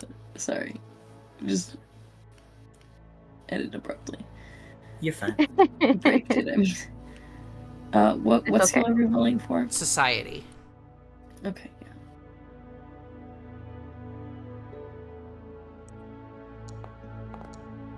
Oof. Oh shit. Yeah, you're What not the sure. fuck? He kind of looks like a shark, though. He kind of looks like a shark, though. And you get that this whole Yakuza family is very shark themed. In fact, the name Shirosame literally means white shark. And in fact, and speaking the language, we would all kind of have an idea. You understand that meaning. So yeah, he. Upon entering the room, I would slowly take a knee and kind of lower myself on both knee. I forgot what this is called. Sitting on my knees. Yeah. Yeah. Yeah, and he just kind of nods at you and he says, "So these are the heroes." And he's doesn't really get up as you come in. In fact, he kind of just slouches back and looks, has this sort of almost threatening nonchalance about him, as if he doesn't need to do anything because he's already in such a position of power. He says, "My name is Shirosame Kiba. I'm the boss of this outfit." Oh, And he says, "I want to thank you all for avenging our man Ichiro. He was killed by those lowlifes." I cannot do low gravelly voices anymore. Hurts my throat.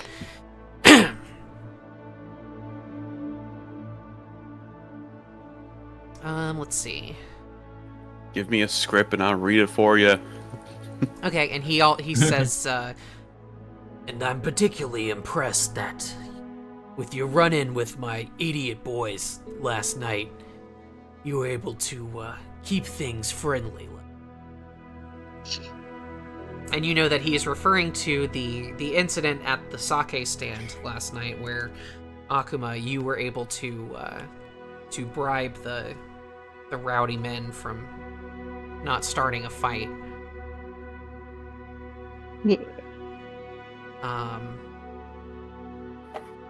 He says, "While I am a crime boss, if you want to put it that way, I do have a code of honor to uphold. I like to think of myself as something of a caretaker of this town.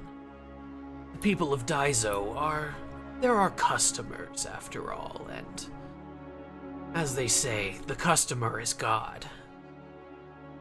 And you know that's a very popular saying in Japanese. It basically is equivalent to the customer is always right in English. All right. He says, if it weren't for our customers, we couldn't do business. I know why you all are here. You've heard the rumors about Akira being behind this impudence.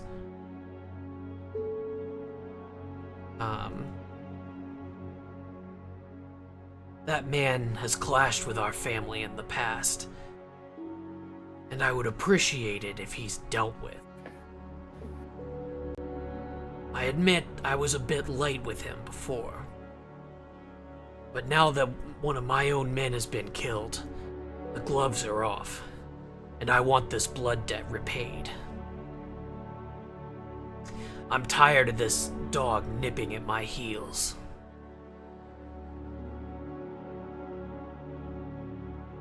So I've got a job for you. The four of you and any of your other friends out there. If you can bring me Akira's head, I'll pay you each 100 gold for your trouble.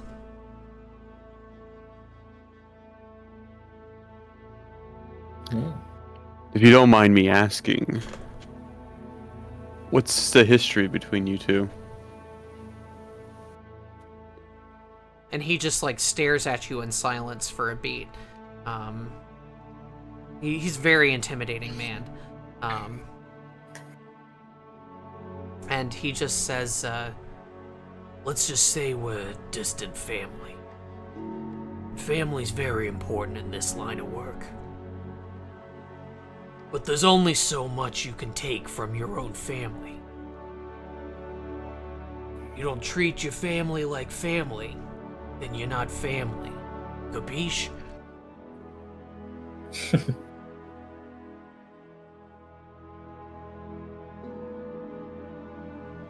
He got into a scrap with my boys and started stepping on our territory, and I knew I couldn't let that slide, so we ran him out of town.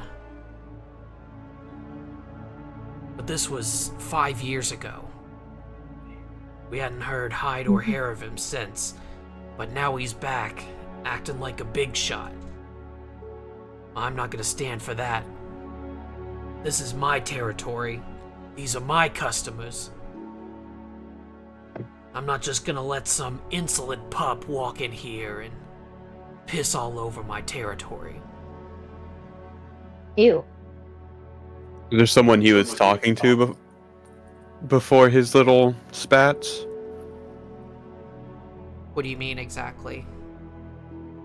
Was he affiliating himself with another gang? And so Boss Kiba shakes his head. He says, we're the only ones in this town. Town's too small for more than one family. We occasionally have run-ins with our rivals, but they know better than to try to set up business in our turf. And what about the Hondas? The Hondas? Bunch of dickless cowards.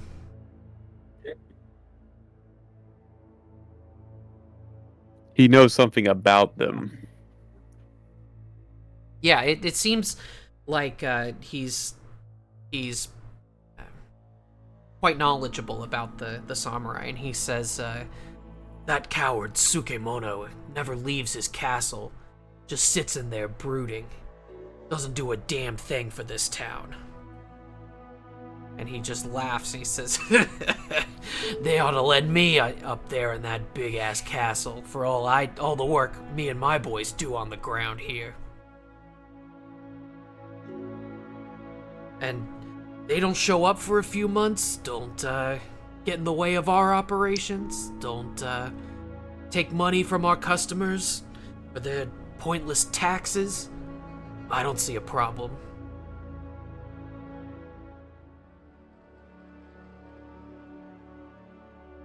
Seems like we're gonna see a problem soon, according to Akira. Yeah, that's right. But I'm not gonna let that pass lying down. Me and my boys, we'll take care of the militia organization here. I think all of us are itching for a good old-fashioned war. Akuma will bow his head into thanks for his statement. Yeah. And in fact, he motions to one of his officers who is just kind of standing silently in the corner, and this man approaches, and you see this man who is he has green skin and kind of longer ears, but he's short, like maybe 3 feet tall.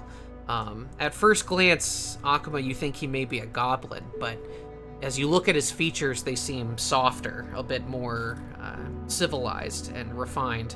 You think he may be a Trasgo. Which I should explain are more human-like offshoots of goblins. It's a homebrew. Yeah, that's one of my own creations. But Trasgo, the way I like to explain it is that Trasgo are to goblins like humans are to cavemen, essentially. So Trasgo are the subspecies that split off a long time ago to embrace society and civilization, whereas goblins stayed in their less civilized ways. I'm trying to describe this without sounding like a settler, but you get the impression.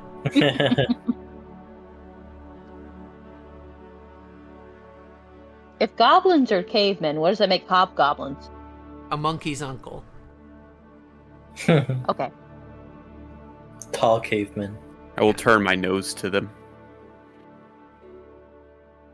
Yeah, and he doesn't even look at you. He just like comes up to the boss, and the boss like talks to him quietly, and he just nods and turns and walks out of the room. And the boss just turns to you all and he says, I'm declaring a state of war. You can rest assured that we'll handle the security preparations around here. But if you can bring me Akira's head, you'll be rewarded kindly. Do we have an understanding? Well, that amount of gold is certainly nothing to scoff at. Yeah, it's a very generous offer.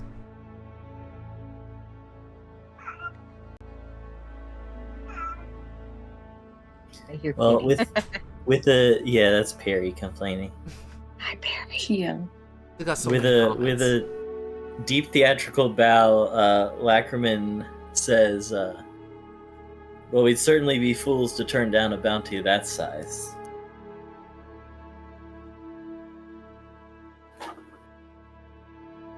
And the boss says, that's not saying I expect you to come back alive, but on the off chance, you'd be doing us a great service.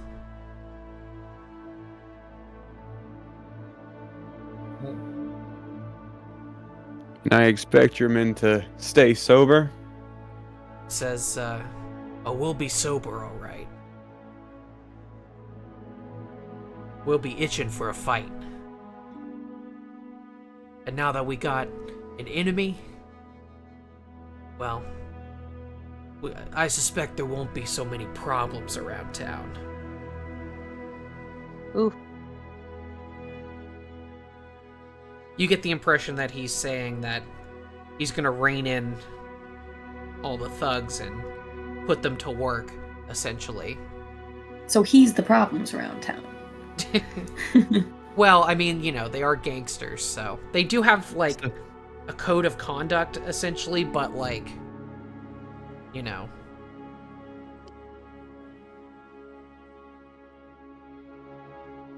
They typically stay away from civilians unless provoked. But like sometimes they, emotions get the better of them. They get drunk, etc. I smell a bit of bread. Yeah.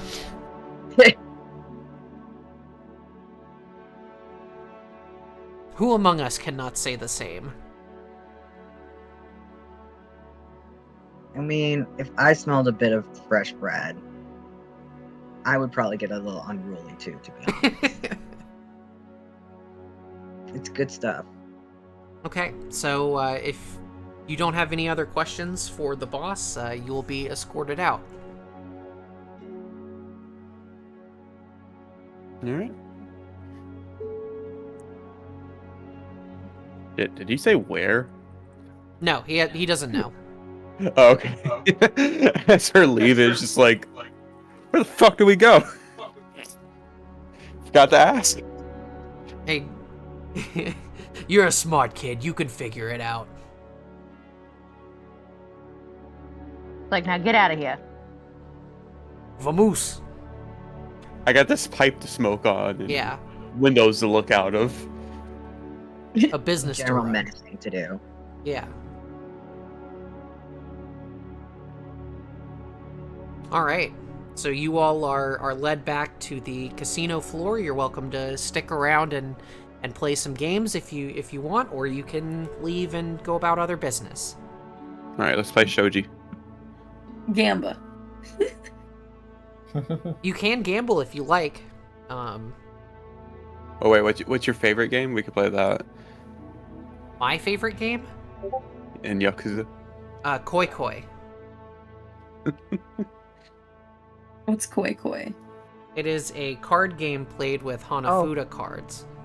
No, I'm talking about the chess one. Oh, are you talking about shogi? Shogi, yeah. Yeah. God. Okay, I said the thing. Yeah. No, my least favorite game from Yakuza was Mahjong. I hate Mahjong. Oh, I love Mahjong. I'm talking Sarah about... could never wrap her head around. I'm not talking about Mahjong Solitaire. I'm talking about Riichi Mahjong. I guess it's like against each other. Yeah, it's But it's all. It's like if It's gonna poker be was harder like when way you're- more confusing. Yeah. But also, just Sarah, like, if you played in real life, you'd always have a disadvantage because you weren't playing for a really, really long time. You're Yeah. going against Asian grandmas. Yeah.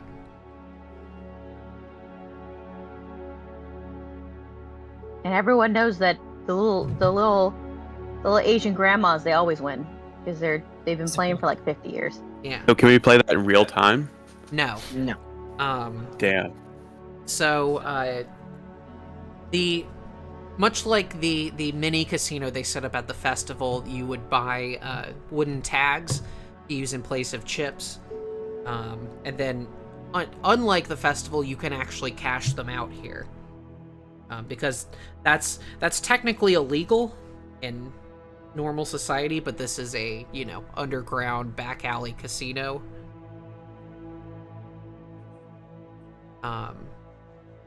So if you want to spend some time gambling, you can make an intelligence roll, or you can come up with some other idea for what you think would be most appropriate. I think deception rolls. Okay. To bluff and all that. Yeah. Okay, make a deception check.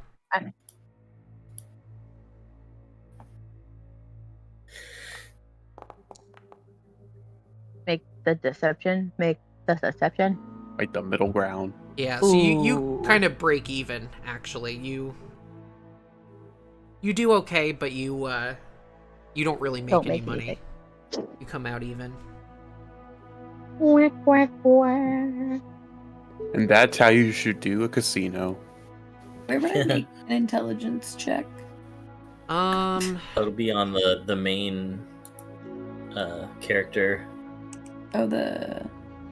I actually Or don't no, know. I guess not. Yeah, I feel like you used to be able to do that, but if you can just do d20 plus 4 because you have plus 4 intelligence. Okay, yeah, that's fine. I just thought there was like a button. There should for it, be. so- I wish there was, but there isn't. Yeah, it should be right there. It's just not.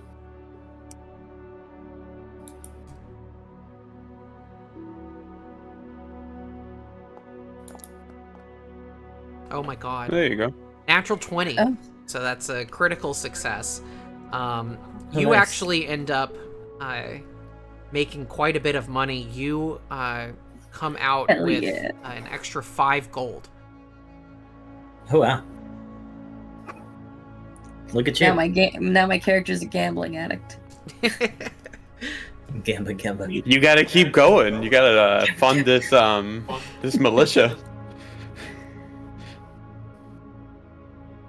So yeah, you can add 5 gold to your character sheet. Oh yeah, I forgot that that exists in a physical place.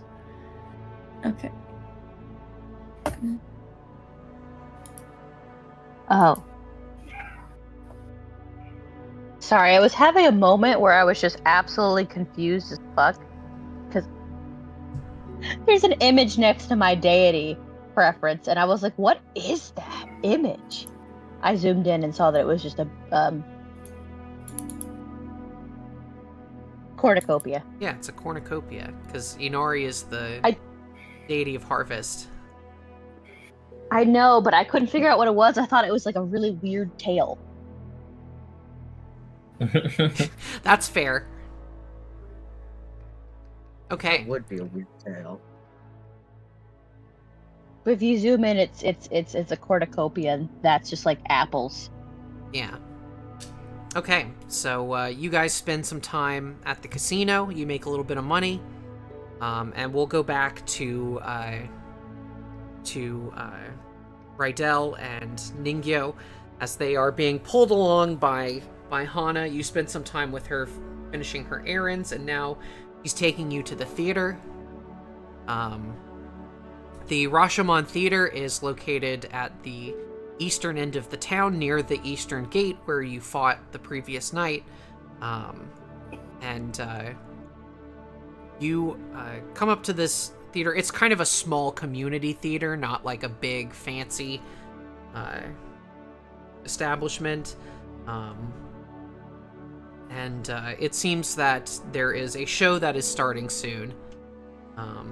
And you are let in. There are 3 women who are seem to be the proprietoresses of this establishment. They are all appear to be elven women, dressed in fancy kimono and the garb of geisha. So they appear to be geisha. Let me pull up their information here. Okay, yeah, and they are all and they have very boisterous personalities. As you come in, they say, "Oh, hello," and they come and greet you, and they introduce themselves as Shiromi, Kuromi, and Akako. And you have a very hard time telling which one is which. Okay. They all kind of speak together and talk over each other, and they're very talkative and energetic. And they let you into the theater, and they say, "We're starting soon, so take your seats."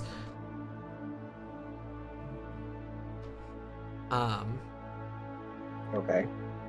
And they kind of let you in. We'll just hand wave the cost for now. And you let into this sort of small room with like mats on the floor and like a small stage that is set up. And you see that there is on the stage there is like a little, I don't know what you would call it, but like almost like a little display where a puppet show might be might take place. Like, you know, the backdrops and the curtains of like a little puppet stage. That's set up A little in puppet theater. yeah, a little puppet theater.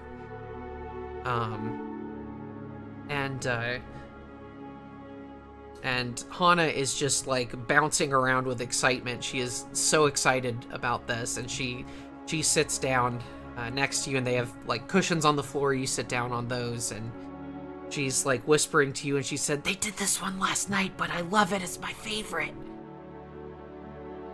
And there's like one or two other kids here who are kind of just like not really paying attention. They're kind of look like they're just kind of hiding from their chores or something.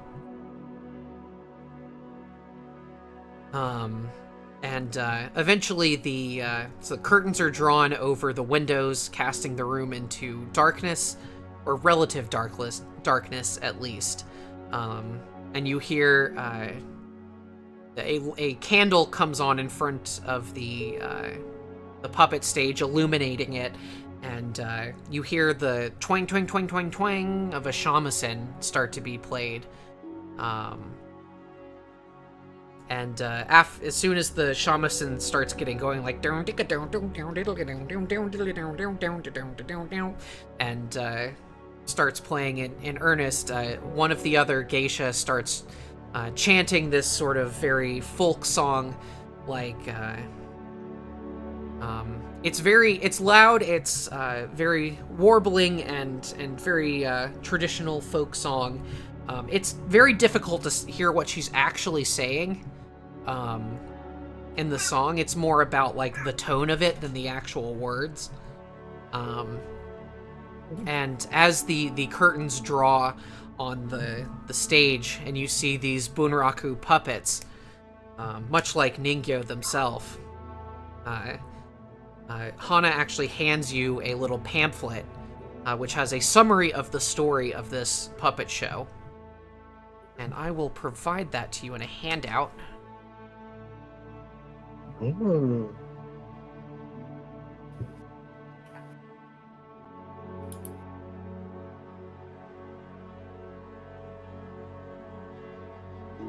Hold on a sec. I probably should have created this handout ahead of time. It's fine. Yeah.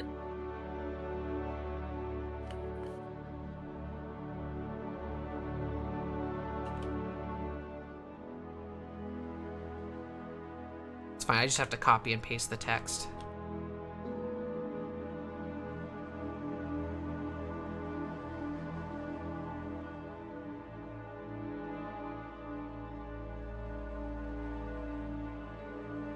Okay, so you should be able to see it in the journal tab, but I will summarize it for you.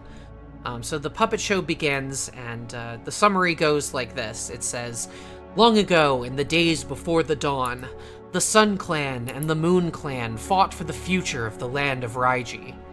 The Sun Clan believed the land should be free, while the Moon Clan fought to keep Raiji under the control of foreign powers. The shogun of the Moon Clan was Fujiwara, a fearsome warlord who led his armies into battle and always emerged unscathed. He was evenly matched by the shogun of the Sun Clan, Kaminari I, a glorious warlord of honor and valor alike. Their war raged for many years until Fujiwara hatched an evil plan. Using the powers of darkness, he called forth 4 foul Oni to do his bidding and defeat Lord Kaminari. These Oni were more powerful than any man, each capable of defeating hundreds of soldiers each. The Sun Clan was nearly destroyed. However, before all hope was snuffed out, the priests of the Sun Clan gathered together and called forth the Heavenly Dragon, Raiji no Ryu, who vanquished the Oni and sent Fujiwara, who had been corrupted by the evil spirits, to Yomi, the underworld, for the rest of time. Thus, the Raiji Empire won its independence, and Kaminari I ascended the throne." And as this performance is going on, there's like this, you see these puppets of the two like shogun that are dressed like with this really elaborate samurai armor and costumes and whatnot, and they have their like swords that they clash together, and the one geisha is puppeteering them and doing an excellent job. And eventually you see these puppets of the Oni, which are like these grotesque, like giant looking deformed humanoids. And then finally this glistening golden puppet of this dragon just comes through, and the evil Oni and the evil samurai are driven away off screen. And Hana is, when the dragon comes out, she is like, and starts clapping excitedly. And after the show finishes, she's gushes to you and she says, "That was so cool! I love that show! I want to be a samurai when I grow up." You go, girl. From your knowledge, though, samurai is an inherited title. You can't just... It's very hard to become a samurai. But, you know, it's good to have dreams.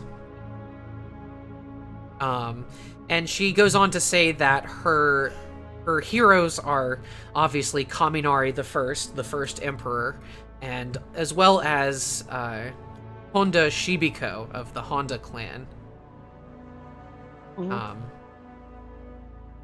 And she says she wants to go play in the castle like some of the boys in town talk about, but her mom won't let her.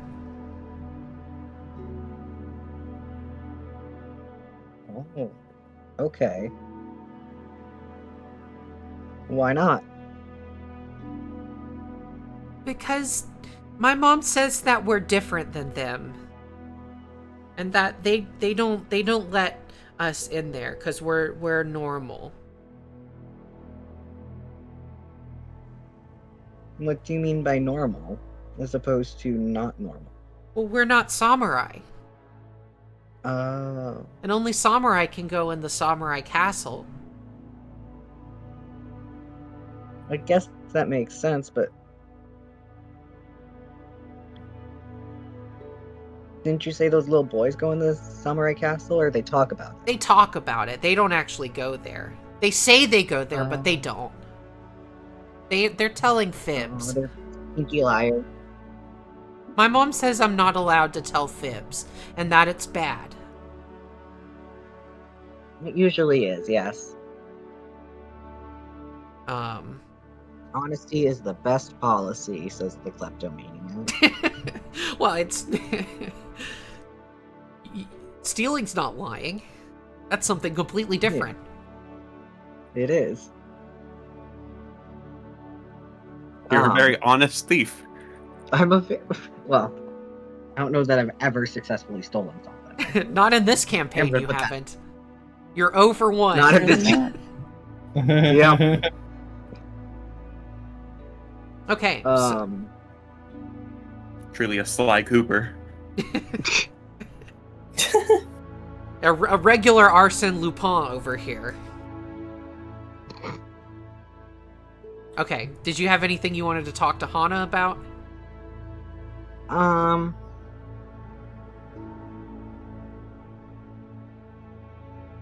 thinking. I mean, Rydel is having a great time. Ningyou is probably not happy to be at the theater. You just got out of here, you sons of bitches. Okay.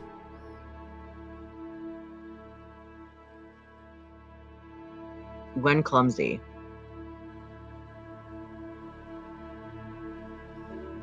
What? When did you get so clumsy? Oh, okay. And Hana says, I don't know, I guess the last couple of days I've just been falling over a lot. I don't know.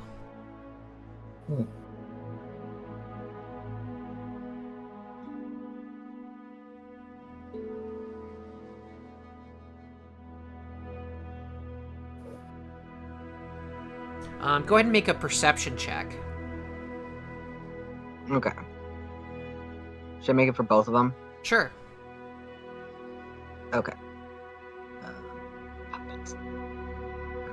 Perception. Jasmine, do not kick my charger out again.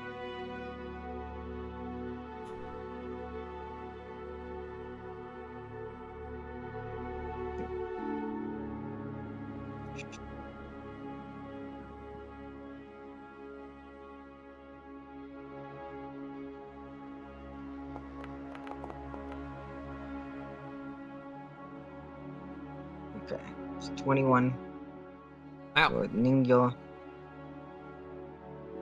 And should I bother rolling for Rydel? He's kind of an idiot. Okay, you don't have to. I'm going to. Okay. Partially because I went through all this work to make these dice. And he got Okay. a 22. Well, you rolled for Nice. Ningyou again, but you still rolled high, so that's fine. Yeah, both of you get the Well, impression. I rolled them manually. Okay. Oh, I see, yeah. So, both of you get the impression that there's maybe something she's not telling you, but, like, you know, she's a kid, so, like, it's not like she's... You don't detect anything malicious. Right. In fact, she has been very, forthcoming with you so far, like, very trusting and forthcoming, so... Because child. Because she's a child and she doesn't know any better. Yeah.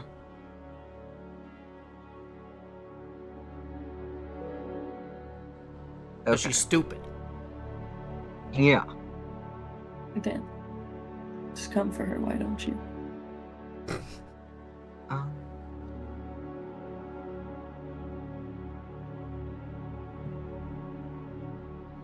there's something you're not telling me, isn't there?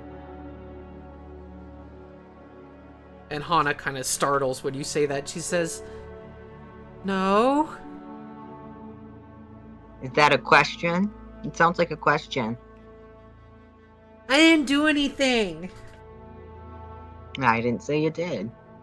It wasn't my fault. I'm sure it wasn't. But, you know, just in case, tell me what it was. And she says, "Promise you won't get mad?" I won't get mad. Why would I get mad? My mom says she won't get mad, and then she gets mad. Adults you never there. say what they mean. But They I'm tell not a fibs. mom. And she looks you up I'm and not a down mom, and so I she can't says, That's true. Okay. She says, some of the boys that I play with, they showed me a tunnel. Tunnel. Yeah, they say it goes to the castle, but I just went in it a little bit. I didn't go all the way to the end of the tunnel. Yeah, it was scary. Yeah, tunnels are very scary. But some of them have mushrooms. That's pretty exciting. But this doesn't sound like the mushroom kind of tunnel. I don't like mushrooms. They're all rubbery and they taste like dirt. She says, I Can't relate. like yakisoba. Do you like yakisoba? I do like yakisoba. And chicken karaage? Yeah. And you I hear can her, make yakisoba. I can't make the other chicken kayake. karaage. It's basically You would have to popcorn have chicken. chicken. Okay. But yeah, Okay, so I she starts don't know talking the about recipe for food and that gets one. off track. But you learned something. And Rydel is here for it. He loves it. Yeah. And she's listing Ningyou like wants to every check out the tunnel. she lists like every single food that she's ever enjoyed. Like children do. Yeah. Or Abby. Or Abby. We're happy. Or Abby, yeah. Okay. Um, Ningyou wants to check out the tunnel, but knows it would be bad to do it alone. Yeah. And that Rydel is useless. Yeah. Or near to useless. At least in combat. Okay. So we have this information.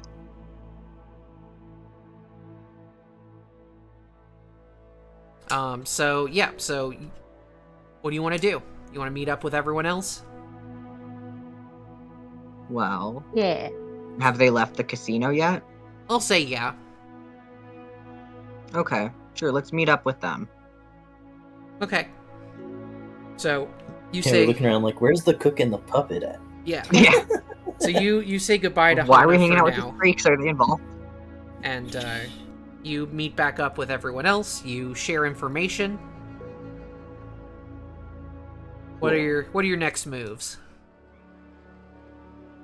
I want to check out the tunnel. Wait, do we know this cook? Have we interacted with the cook? Yeah, The cook was around when we were fighting. Where? Okay. I wasn't sure. Like, I know the doll was, but Yeah, this cook Rydel seems to be He's companion basically of the doll. yeah. okay. He's kind of like its pet. The caretaker. Mechanically speaking, the cook is basically Ningyou's pet. You have a person companion. Yeah. That was an anime once. I bet. Everything's been in anime at least once, I'm sure. Yep.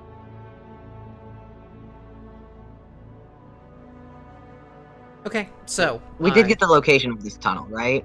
yeah, she gave you rough directions. Okay. I want to check out the tunnel. I mean, it's also a tunnel. I think eventually when you'd come near it, it'd be like, oh look, shit, a tunnel. Well, it's probably hidden. Well, as well as you can Secret hit it. tunnel.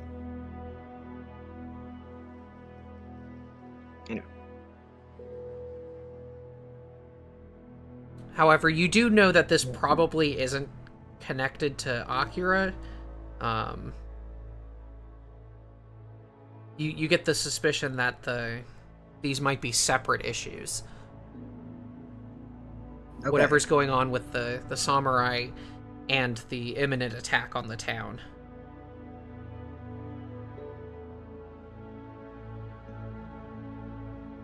Yeah.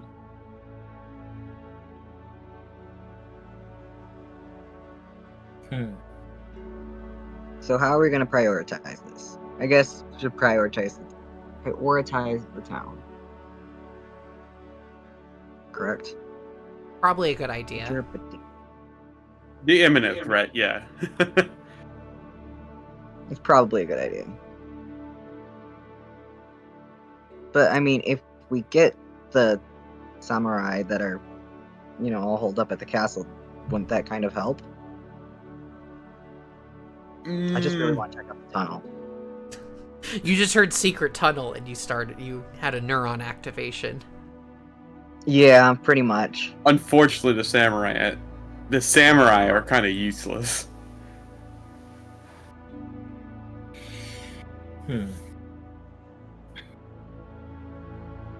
I doubt they have any combat experience, nor do they want combat experience, given the state of the town. Yeah, that's fair. Our little Still. bean town. I mean, it literally is a bean town. It is. Yes.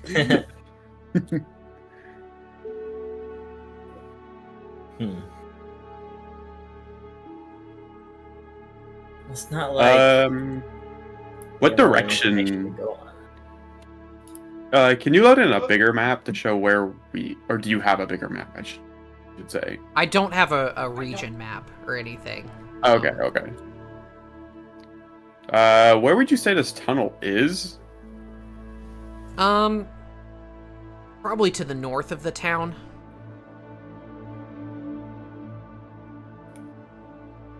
I would say probably in a back alley somewhere. I don't have like a specific location for it.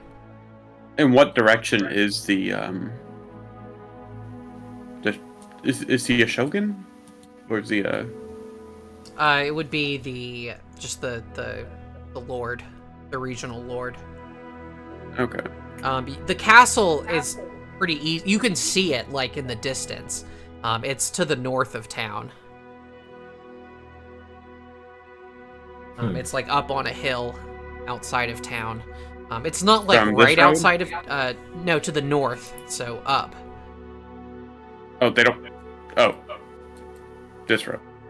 Well, either road, you could probably go there, but there's not, like, a road straight there or anything. Oh, It's I'm not- assuming there would It's be not a like they road have a straight. gate that goes straight to it. No, it's a little ways out. It's not Okay, like... okay. it's not, like, right outside of town. It's, like, you know, a mile or so away. Alright. But it's close enough that you can, like, see it in the distance from town. Yeah, that's one hell of a tunnel then. Yeah. And Shirasame didn't exactly give us any hints as to where Akira is, unless I'm No. forgetting something. No, he did not give any indication that he knew.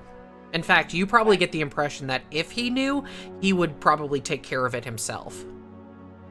We could probably tell the general direction where the guy ran off to. Yeah. Because we did see him run off. Yeah, you fought the bandits at the eastern gate, and they ran out of that gate and down the road. So you know, east is a good starting direction. And they said if they saw anyone leaving the town, they would attack. So that Yeah. would give us a line of corpses. I mean, people.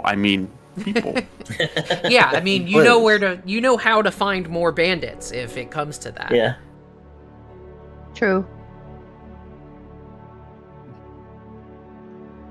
I just want to make friends.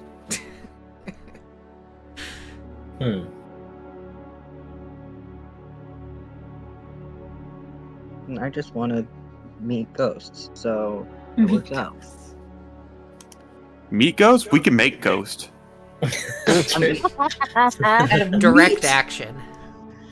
It's not quite what I meant. I preferred the box ghost. Box Ghost way cooler than Meat Ghost for sure. Beware.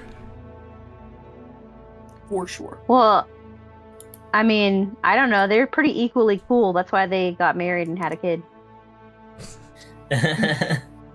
Okay. So you want to try tracking bandits So are we to the east? exploring? Are we leaving the town? Yeah, unless you want to get something first. Yeah, Um, you guys are welcome to stock up on provisions. I haven't labeled it on the map, but there should be a general store.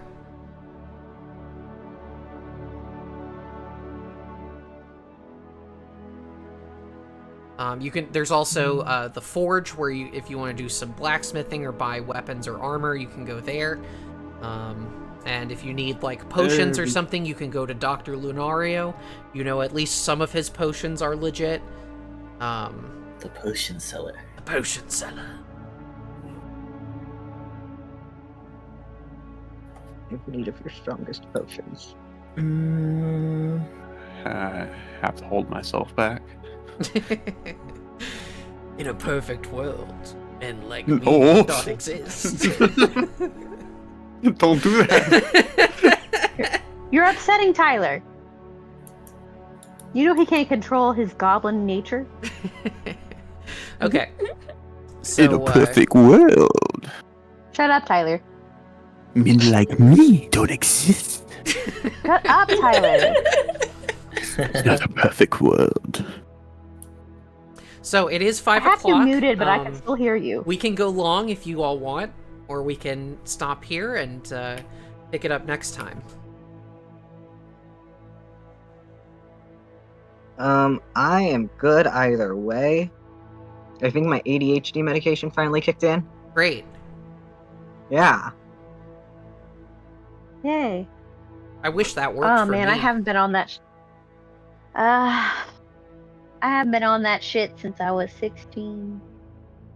They tried a number of different ADHD medicines for me, and every single one of them just gave me intense anxiety. Was this Oof. since transitioning? Yes. Okay. The Because I didn't need it before What? transitioning, but after transitioning, Yeah, I didn't even get diagnosed until like 2 years ago. No. I got diagnosed as a child, and they were like just like throwing pills at me, like, "Come on, child, how much we gotta give you before you stop being a little tood?" How many pills we gotta put in you before you stop becoming annoying? Yeah, that was To make you shut up. that was my childhood. Yeah, I never See, had the the answer hyperactivity portion of it, so that's probably why I didn't get diagnosed as a kid. My dad was I- a pediatrician that actively advocated against kids taking that medication if you could help it at all, and their quality of life was still fine. Like, he recommended coffee and stuff like that, and my school literally forced them. Like, they were gonna, like, call CPS if they didn't put me on medication. Oof. So it was pretty messed up. Yeah. Like, and my dad was, like, really trying to get me off of it because I had terrible reactions to all of it. I was diagnosed at like 9, and I was diagnosed because when I was like a toddler, my mom was absolutely convinced that something was wrong with me, and she kept telling my dad, "You need to take her to the doctor. Something's wrong with her." And so when I got diagnosed at 9, my mom was like, "In your face," and it's just like, why is that something that's in his face? What? I'm like, I love that that's all she cared about was being right. But neither of them took the time to actually know what ADHD was. Oh no. Because they thought I just had problems with attention, but like it actually also spanned with my behavioral issues as well because I didn't have emotional regulation. Your dad gives me ADHD vibes himself. Yeah. Well, it I was is thinking that too. I don't think Abigail, my You know- parents believed in doctors. Shut up, It's Sarah. so I don't think funny they because my exist. parents are a doctor and a nurse. they're like rodents think of his unusual parents exist? size. I don't believe Yeah, I they don't think they exist. exist. I don't believe they exist. Okay, so is anyone Imaginary opposed to parents. going long? No. Okay, I great. always go long. Nah. Let's go. I'm fine with going long, but I don't want to run to catch the ball. Okay, I can- there is no football here. You are safe. Love that. Okay, good. Only foosball. Okay, Shut up, Tyler. so Yeah, I'm fine with going along. I also don't think that I necessarily need any preparation to set out. okay, I don't think I do. Unless Prep I can for get a what? sharpening buff from the forge. No, I guess I do want to spend some time regaining focus. which I okay. think That is only just takes maybe 10 7. minutes. So Okay. I would So say now I have my focus. I would say you could have done that, as you were in exploring and whatnot.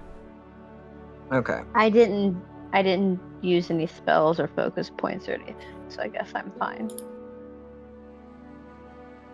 I'm existing right now off of fins and tea. I'm a normie. I don't have anything cool. Well, being able to hit Every things is pretty cool. I don't hit things though. I didn't hit a single So then- thing. Well, Perhaps. it's a different issue. You could have done. Just things- channel your inner Brucey. Who's Brucey? That's his character Don't in our worry Call of about Cthulhu game. Who's Oh. a big hulking. The one who magically learned Turkish by yeah, rolling a he's he's a big despite not being hulking able to read his own gangster personal from the Irish mob. It's a dumber version of this character. Yeah. And somehow he rolled a critical to read a book written in Turkish, and so he ended up learning a little bit of Turkish. even though he's not even literate in his own first language. Yeah, he can't even read read English. Yeah, I think the funniest part is it's like his intelligence is so low because he didn't even finish like middle school. Elementary school, I'll have you. Yeah, there you go. When Okay. you're 7 feet tall, who needs to go to school, right? Yeah, that's definitely how I that get paid works. to be a door. Okay, so as you guys are making your way towards the East Gate, you pass the Azure Leaf, which is a popular tea shop. And Yee.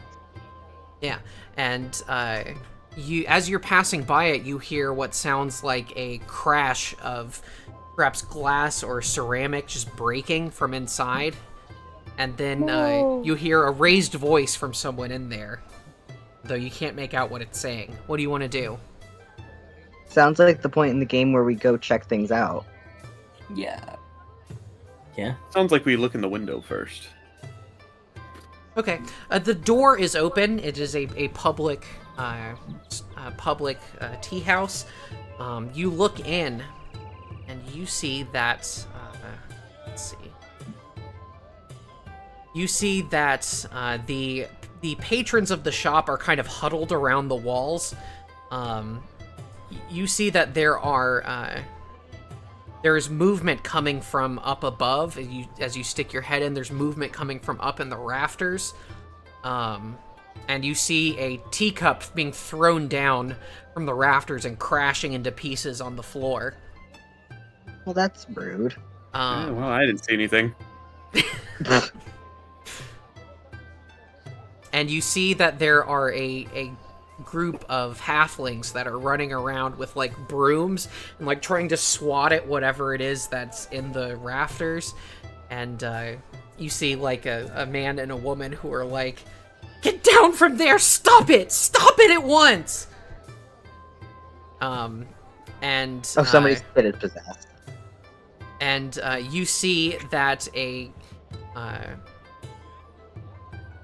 you see a creature come out from what looks like the kitchen area with a big teapot in its hands, and this creature is probably like 2 feet tall, and it throws the teapot down and smashes it on the ground and giggles maniacally. It goes, you see this creature. I was about to ask if it looked like the proprietor. No, I guess not. No, it does not. It looks like a small, hairy little creature standing on 2 legs, wearing like rags essentially on its body, and it has the head of a particularly mangy-looking dog. And you see as it giggles, a form swoops down from the rafters and lands on one of the tables and kicks over a little pot of sugar. This creature is of similar build, but instead of having the head of a dog, its head is almost like a mix of a bat and a boar. It's got like tusks and sort of a pig nose, but it has like bat ears, and you see that it has these like membranes between its arms and legs like a bat, and it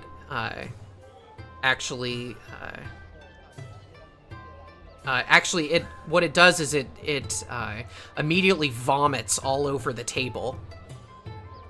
Ew. Like, Anybody have it intentionally prestidigitation? vomits all over it, just laughs about it and points at it and makes rude gestures.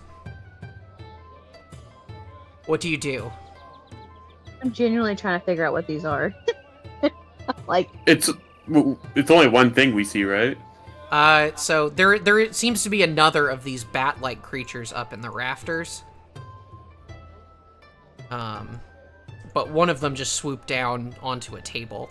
And I will bring you guys over to the map, Oh boy.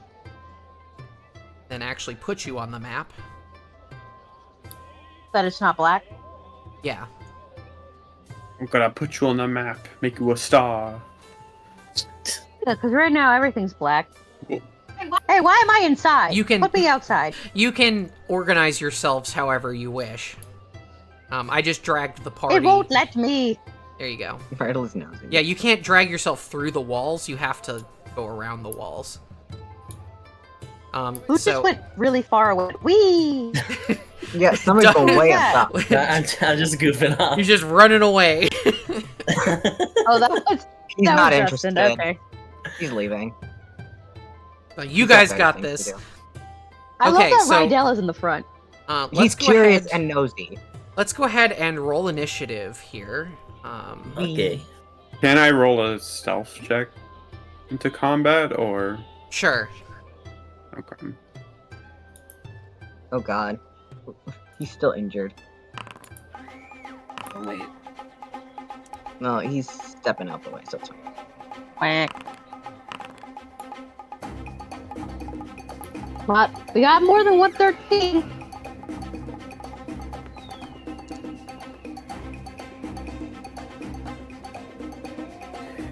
Fight some critters.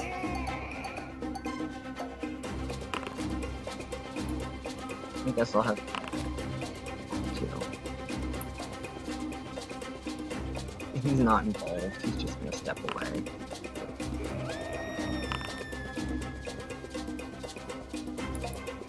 Okay, I think that's everybody. First up, it is the Don't worry dog-faced creature. And for reference, this is what it looks like. Grumpy. Where? Oh, actually, I'm sorry. That sure is something. I didn't show it to you. I hit the wrong button. There you go. Oh, it's cute. It is a little cute. They made it cute with this art, and it's supposed to be kind of hideous and ugly. But that's Time to beat okay. it up. It's just a little gremlin. So it goes first. So what Damn, is it they gonna got do? some initiative. All of them. I guess it's because you guys haven't come in yet. It just doesn't really do anything. It's just gonna, it's gonna pick up, move over here, pick up the cushion underneath it, and just start ripping it to shreds. It digs its little dagger in it and just stab the cushion. Well, that's just uncalled for. Oh. Next up, it is one of the bat creature's turns. The Grimple. Yeah, and this is what it looks like. It's kind of cute too. If you'll notice, it seems to be covered in insect parasites. Oh no. Ew. I don't like that. That's less cute. Why? Is Why that is it what covered it's in called? Blood tasty. And the one that is on the table here, it's its turn. There's a teapot on here. It actually daintily lifts up the lid of the teapot, sets it on the table, and then unzips its pants and starts peeing into the teapot. Ew. How uncouth. The other bat-like creature swoops down and starts menacing some of the bystanders who are just huddled against the wall, and it's just shouting at them. They actually don't speak common, so it's just shouting at them in... does anyone... Actually, I don't have to ask. I know what languages you all speak. I don't think any of you speak their language, so they're just shouting in a language you don't understand. Yay. Ain't that Okay, nice. and that is their turn. Blackerman, it is your turn. Okay, Go through the window. so then, first... Yeah, I think I can go through the window, actually. Break through it. Action Combat roll. hero. I'll open the other so- door, actually, if you guys want to see inside. I guess I would have to go... I think we're sharing each other's What's vision. my speed? Yeah, I have shared party 25 or- vision on, Oh, okay. just to make things easier. So first things first, I'm going to move my 25 feet into the building. Okay. There we go. Then while moving, I'm going to ready. Actually, real My- quick, as you get closer to the dog-faced creature, I need you to make me a will save. Oh, okay. Let Uh-oh. us do. Oh, nice. Okay, nothing happens. Okay, so first, while moving, I draw my dog slicer. Oh, you're gonna slice this And- dog? Yeah. And I'm gonna attack. Well, since I'm in range of this bat creature here. Okay. I'm going to strike it.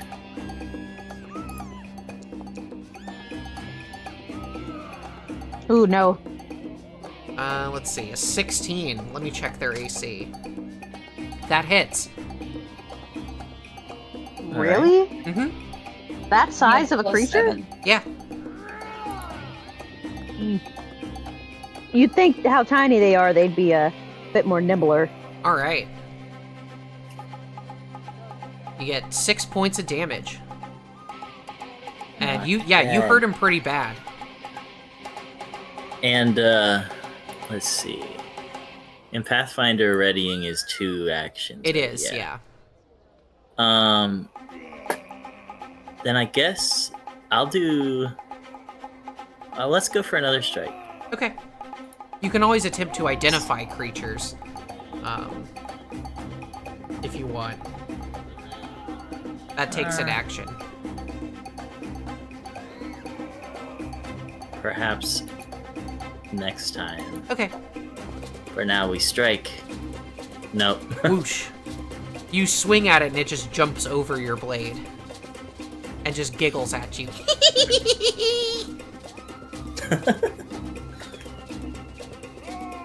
Alright.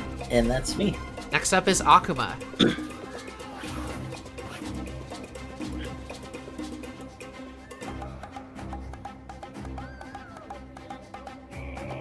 Okay. You said a step is a free action, right? No, That's just step moving is, one? is one action. Oh, okay.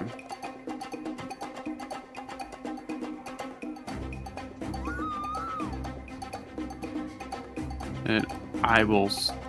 Oh. Not that. I will step in. Try to step in. This is 10 feet, right? Hold on a sec. That is... I guess you could move there with 5 feet. That's fine. Oh, but you are 10 feet away from the creature. Yes, that's... Yes. Okay. Gonna strike with my Naginata. Well, I'm a demoralized and strike. Okay.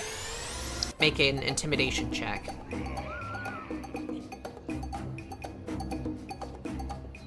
I wish that did that automatically. Well, if you just click on the intimidation chip in the description. Yeah, I just wanted to see if it action actively used it. Unfortunately, that's not a critical success. You are 1 point away from a crit, but that is a success.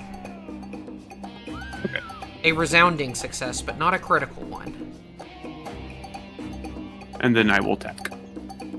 Oh, and let me bring our display over to the combat display here.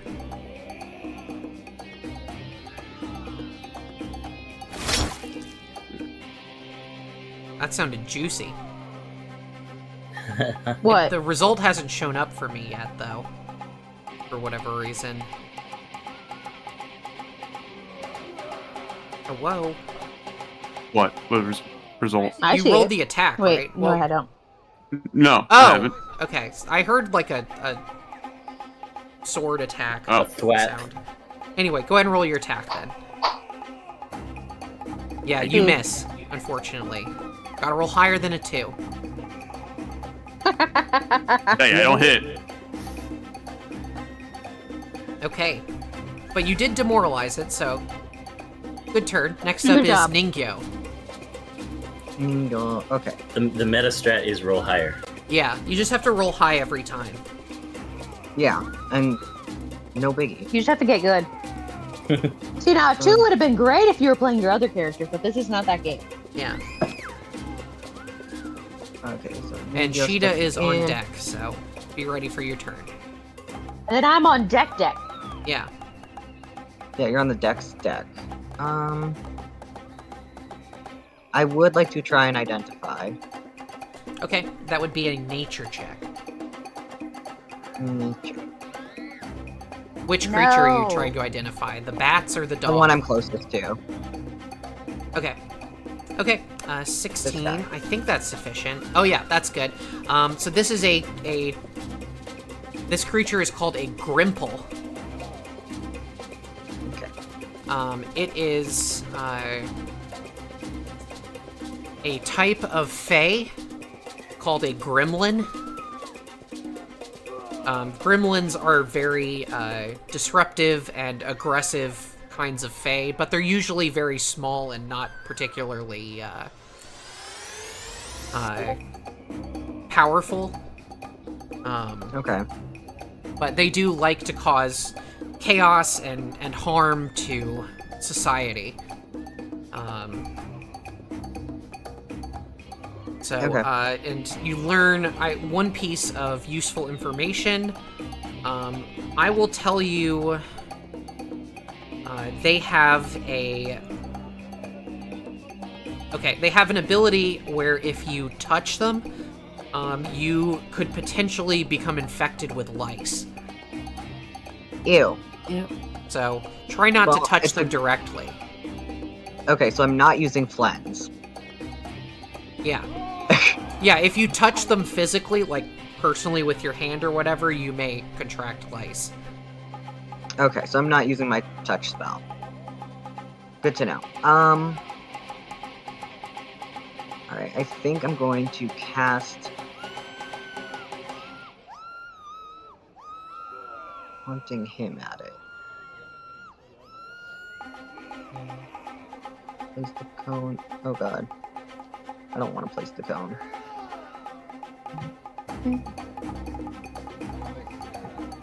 So it needs to roll a DC 16 fortitude save. Fortitude, okay.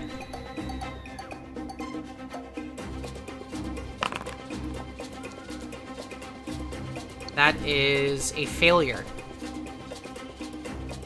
Cool. So he takes full Roll. damage, and that's it.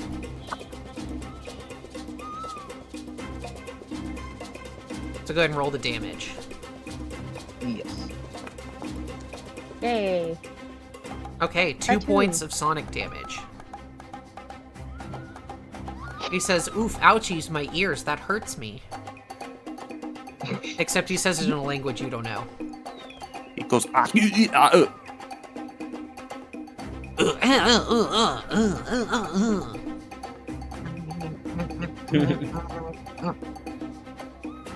Okay. I believe that is your turn. Next up, it is Sheeta.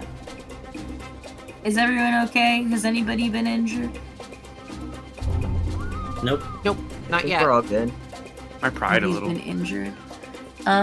You feel his cried a pride. little. Then I think that I'm gonna.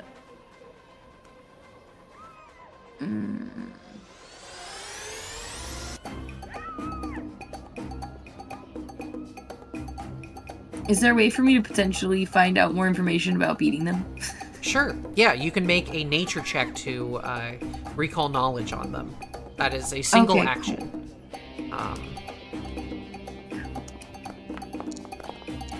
Oh, Yeah, natural 1, you don't know. Ooch. yeah. I don't You're know. okay. They're so ugly. Damn, I got so much intelligence, but I'm still a leshy, so the rolls just be like, nah, you're a leshy. Well, you Not just gotta not roll a natural 1. Yeah. I gotta get good. Just roll high every Um, time. So yeah, you don't know anything about the Grimples, but you can roll again. Try again on the dog-like creature in the back if you like. Okay, I am gonna do that. Oh my god. To be fair, you did roll higher than a natural 1. Yeah. It's true. What is it do? Yeah, one Yeah, more action. You got this. yeah, you don't know. Yeah, try rolling a 3 next time. I try rolling a 3 next time. Oh god. But you have one more action if you would like to rush in, guns blazing, like baseball. or make a I think ranged I'm gonna- attack, or hold back to make sure that I guess I could do a ranged attack. I guess yeah. that's Worst case, there you just miss and then nothing happens. So To you. Shoot him with the gun. Bang bang. So I haven't used a weapon yet. What do I do? okay, so under your actions tab, You have the seed pod ranged attack. Oh, yes. Oh, and then it's 30 feet.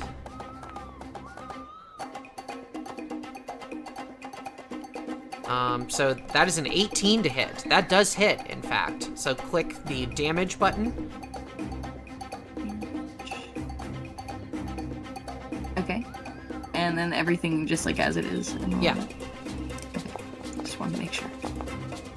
Okay, you deal 2 points of damage to the Grimple. You hit him in the face with a seed. Get seeded, buddy. Have a berry about it. Right, exactly. Okay, and that is your turn. Next up, it is Asahi's turn. Also known apparently on here as unknown person. Yeah, I went in and renamed all the token stuff, so it should be fine for our next combat. Oh. Nice. Hi, Jasmine. Can I help you? So yeah, you're outside. You could see through the window. You see it has been revealed that these bat-like creatures are called Grimples, and you see that one standing on the table inside. It got hit by Lacriman, and also hit in the face by Sheeta. So it's taken some damage, and also it's frightened. And it apparently it also has lice. Yeah. Oh yeah, they have hella lice. Yeah, don't touch them. Don't touch me, I'm sterile. Touch them energy. Chins. I have to choose you.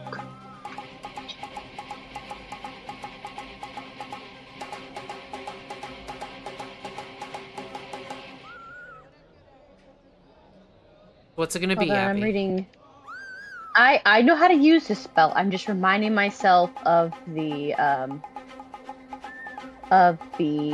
range. Okay, well just So tell me what it is, and second. we can talk about it. I was gonna use electric art. Okay. The range is 30 feet.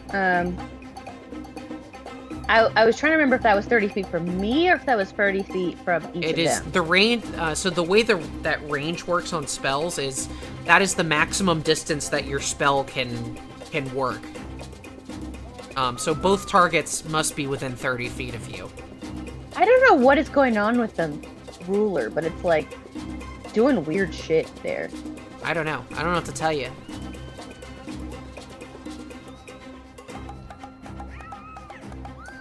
Okay. So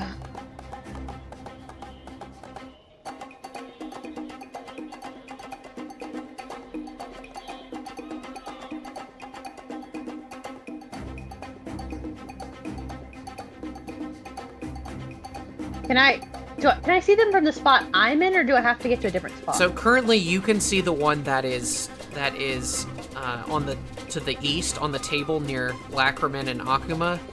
That's the only one that Asahi can see from where she's standing. If I move over 5 feet to the right, would I be able to see the You one would over probably here on see the left? whole room if you did that. Okay, I think I'm gonna move over. Did we is this window open? No, it's glass. Wow. It could be open.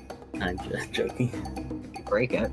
Yeah. So are these within 30 feet of me? Because I can't tell. It's going around in weird angles. Let me see. I don't know if... I think you can just cast it through the window. It doesn't let me, like, measure that because the wall's in the way. Exactly. There we go. 25 yeah, exactly. feet. And... 25 feet. So yeah, they are both within 30 feet of you. Okay. So I move as one action, and then I Act together. act together, and I use 2 actions for myself to Cast electric arc. yes, and I'm going to do that.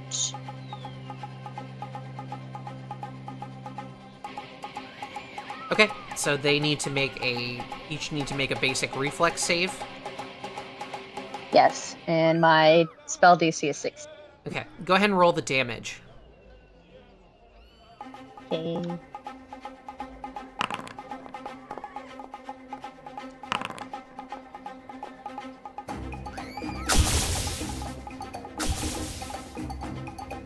Okay, so, one of them failed and the other one critically failed.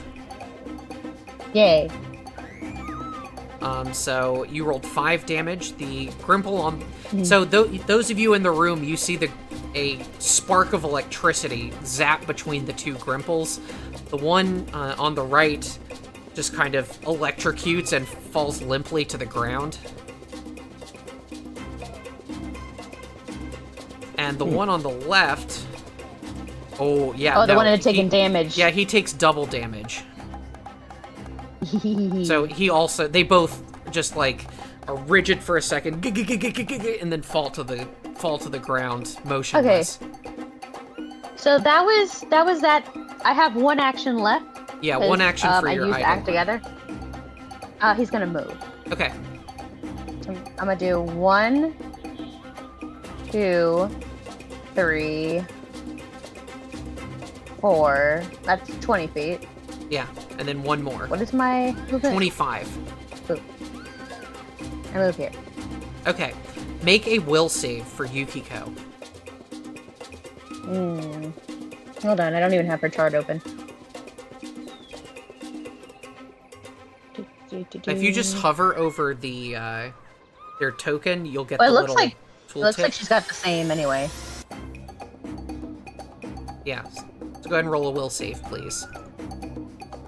We have the same will, so just for future.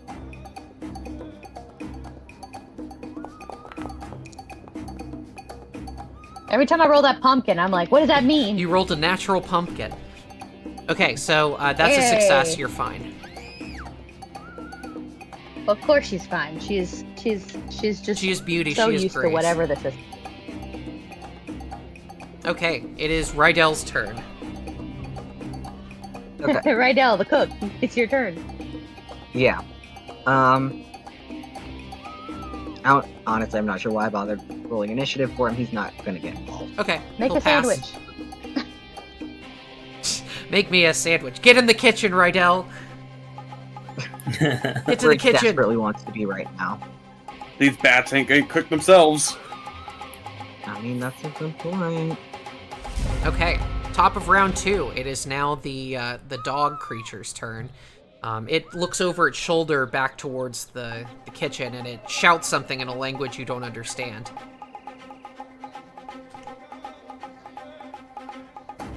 More.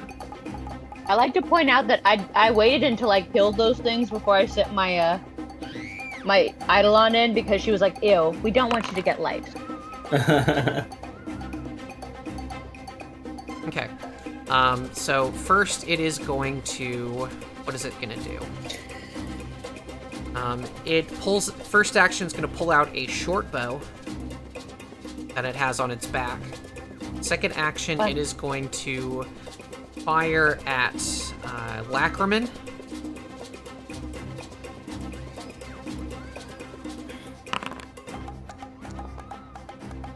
That is a 20 to hit Lacriman. Oh.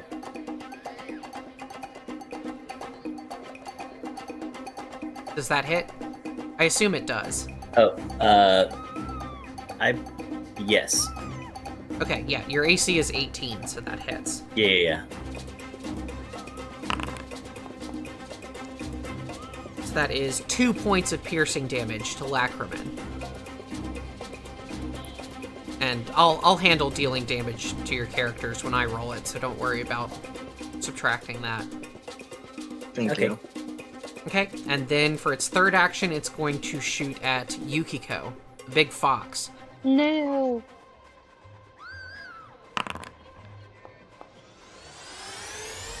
Okay, that is a 16 to hit Yukiko. It misses. Okay, so it sails right over her shoulder and between her tails and embeds itself in the wall. This is a tiny-sized arrow, so it's basically like a dart,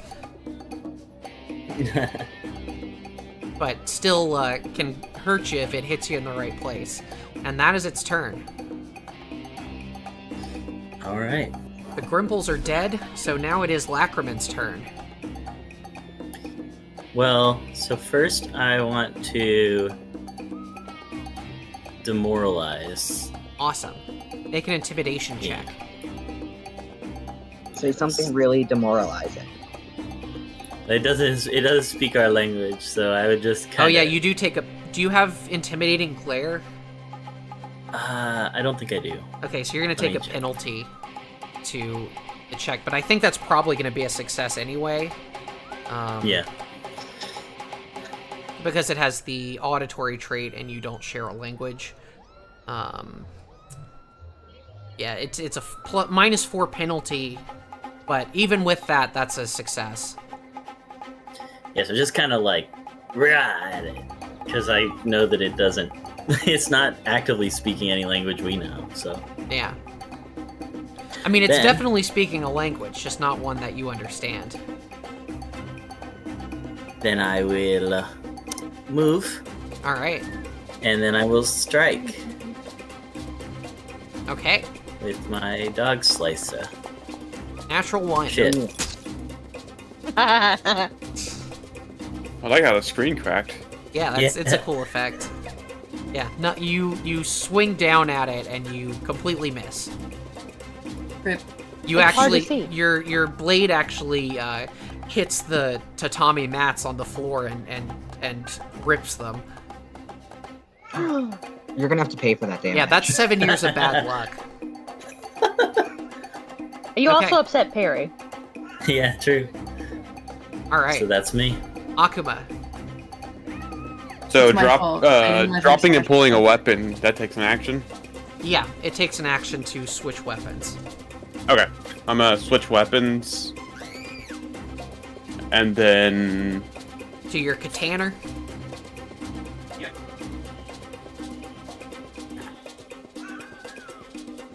Get behind him. Will Okay. save? Yes, please make a will save as you approach this creature. Okay. Sit under. Roll well. Yeah. Ooh. A 7 is not going to cut it, unfortunately.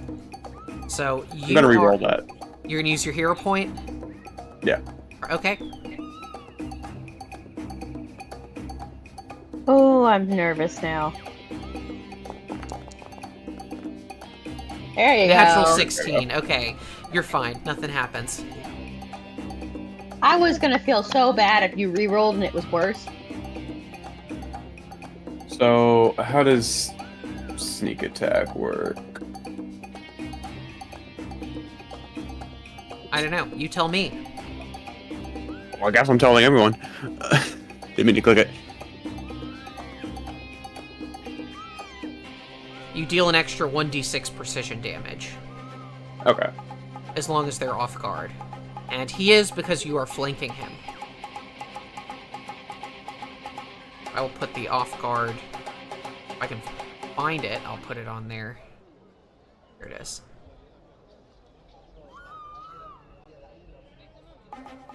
We're gonna finally get to see Tyler actually hit something with his katana. Yes. Yeah. 22 hits. Come on, katana boy. Oh, I can actually put sneak attack on the attack. There you go. Woo. Alright, cool. Oh, I'm sorry. Okay. Because he's off guard and frightened, that's a critical hit.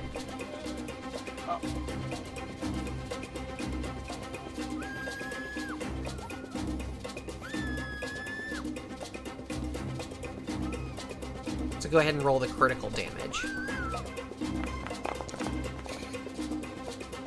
Go. Ayo. 31 Pretty good. points of damage. Holy shit. Okay, so you split him in half vertically as you slice down with your katana. Just eliminated this man's whole bloodline. Yeah. Make Yay, your the sneak ancestors attacks. dizzy. You even split his urethra in half. Lovely. We really needed to know What? that. As you do this, you hear a sound from the back room. It seems there may be more assailants yet about. Okay. Who's there? And you've also traumatized all of the guests that are Yeah. currently in this room, just by the way. That's fine. You killed that thing so hard that, like, someone threw up in the corner. Someone's just Why like, do I see a oh my ghost god, version of oh my myself? god. You just sliced a dog in half. Couldn't Like, you what have the just fuck? taken it outside?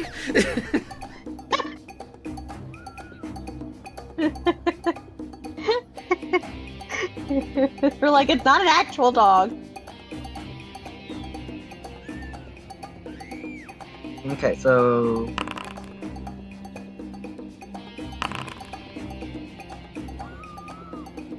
Okay, so that is Akuma's turn. Ningyou, it is your turn. okay. There's more noise in the back, so I'm gonna check that out. Okay.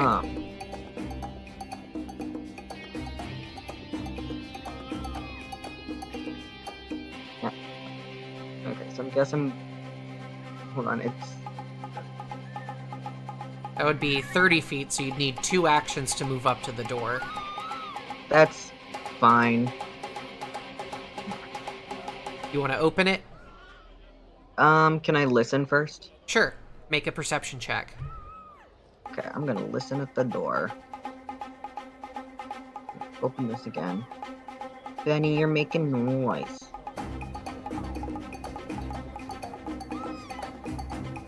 Perception. Just realized that I actually Genji like dashed this dude's head off. I don't know where my perception check is.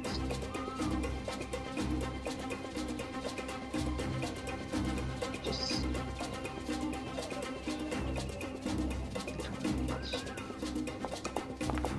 Oh, now I see it's right looking at it.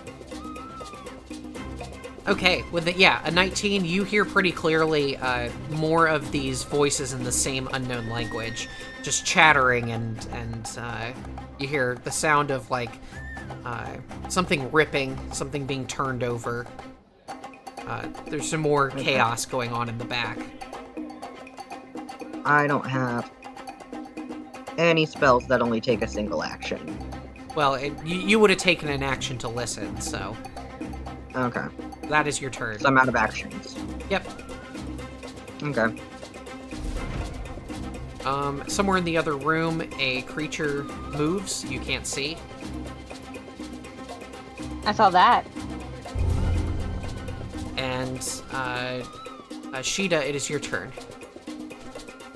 Alright. I think I'm gonna first use seed pod again.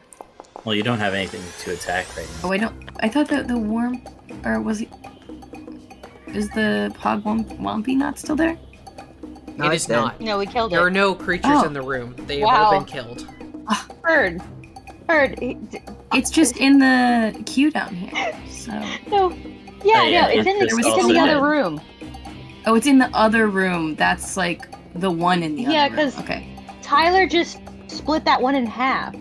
Remember? I see that now because it's up here. I thought that Remember it was he just rolled still a alive. 31? Yeah, but I just thought it survived because it was still on the list. No. There are. and the other ones are grayed out that are like killed. So I was confused. Yeah, no, the one that's grayed out is the one that he killed. Yeah, I see now that there are 2 of them, but I did not see.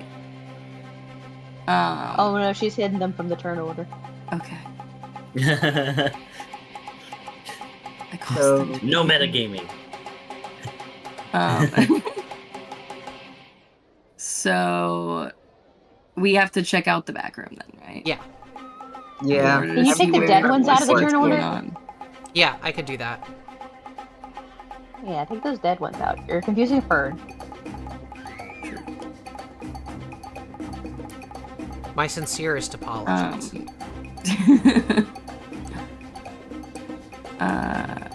Okay. Is this the? So the this is door is over where Ningyou is. Yeah. Like, use your echolocation to tell us where the enemy is. I can't do the noise. I will stab through the wall. I feel bad because you did a really good speed pod roll. Yeah. Yeah. Okay. Let's see.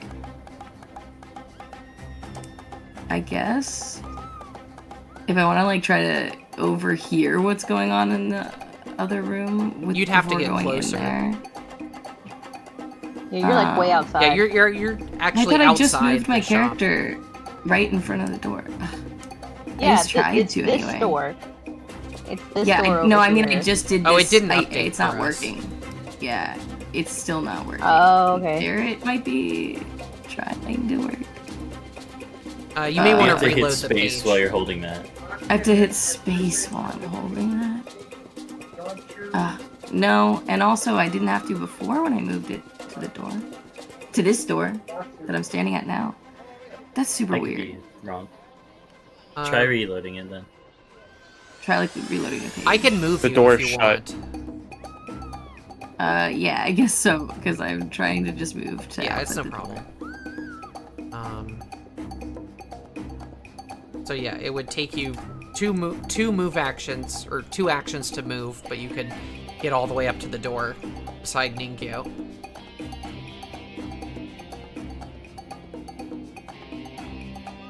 Sorry, I already restarted it, so it's just gonna take a second. It's okay.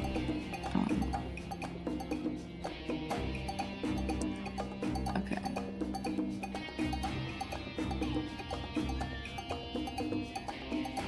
Alright. So...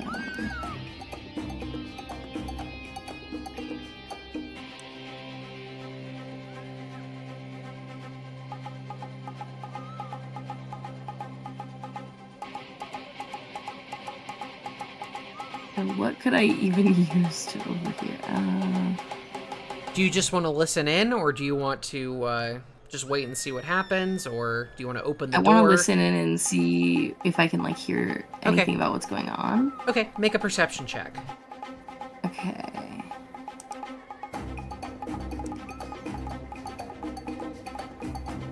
Oh, it's no, that's wrong.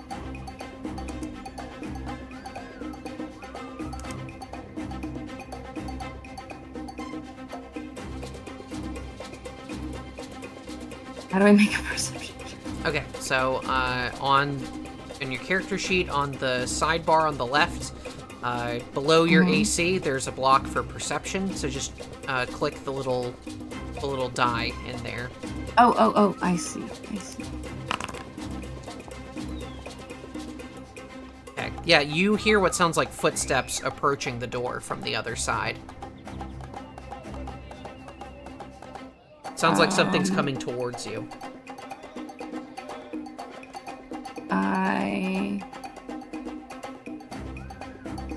Okay. I think I'm going to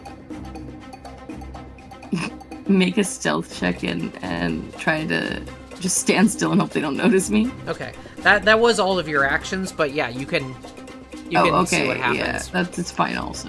Okay. Alright, next up it is Asahi's turn. Okay, my first turn is going to be moving into the room because I'm not currently in the room. Okay. So that's 5, 10, 15, 20. If I move diagonally, is that also 5? Yes. Like here? Every other diagonal that you 25? move is 10 feet, so yeah. Okay, that's what I was thinking. Okay, so I move here. That's one action. And then act together. I am going to cast...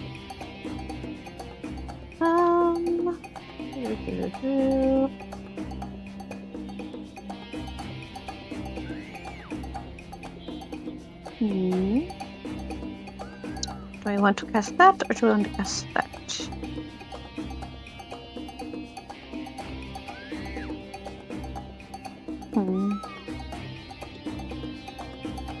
How long does that last? That's a good question. Okay, I'm gonna press Protect Companion. Okay. I know it only lasts to the end of the next turn, but very well could be enemies shield coming. for your companion. So, yep. That's a single action. So that is that used.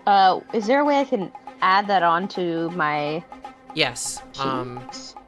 my If you expand the spell, there is a little chip that says Spell Effect Protect Companion. If you drag that onto your Eidolon, it will, it'll apply it.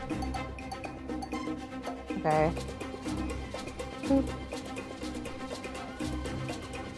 Oh, this one. Okay. Dragging the wrong thing. There you go. Ta-da! You got it. Baby, she's got Okay. it.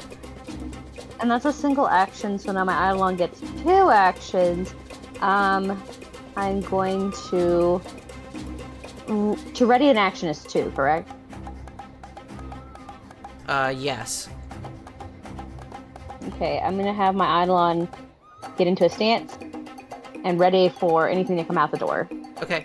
So you're preparing to hit a creature if it attacks you. Yes, Or if it, yeah, comes up to even you. if it has lice. Okay. Alright. The door opens. Ningyou and Shida, you see that there is another of these dog-looking creatures standing beyond it. It looks a little surprised to see you, and I need both Ningyou and Shida to roll will saves. More wills.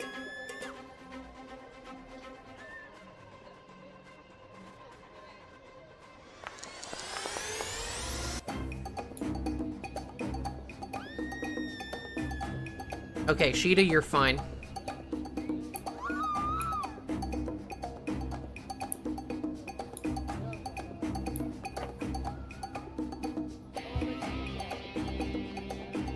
But I will need a will save. I will need a will save from Ningyou. So that would be you, Z.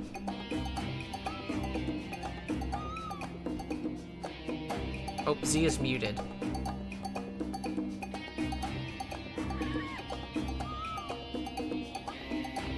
Okay, I will roll the save then.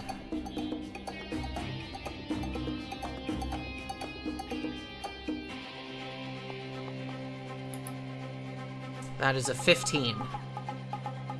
That is a failure. You should teach anyone to never let Sarah roll for them. So, yeah, Ningyou, you can't see anything happening, but there is an effect that takes place. So, yeah, first action, the creature opens the door. It's kind of surprised to see you, and it is going to strike at Ningyou with its short sword. Oh no. Ooh. I'm back. I'm sorry. Okay, so Z, while you were gone, Ningyou rolled a will save and failed. So you got, you are now subject to the, an effect that essentially... Unluck aura. Okay. Yeah, unluck aura. As long as you're within 20 feet of this dog-like creature, you have to roll all d20 rolls twice and take the worst result. Great. Could be worse. So it also strikes out at you with a short sword and rolls a 25 to hit. I didn't It rolled hear. a what, Sarah? It rolled a 25 to hit. Yeah, that's gonna Oh. hit. Is that a critical hit? I'm not quite sure how criticals work. In Okay, that if way. it's 10 or more Okay. above the DC, then it's a crit. Yes. So that is a critical hit. Yes. Oof. Well, I rolled minimum damage. Nice. So you take 2 points of damage. Owie. So Do you want me to apply that? I will or are you apply gonna it. Do it. Okay. Owie. and then it is going to... It doesn't really have much else it can do.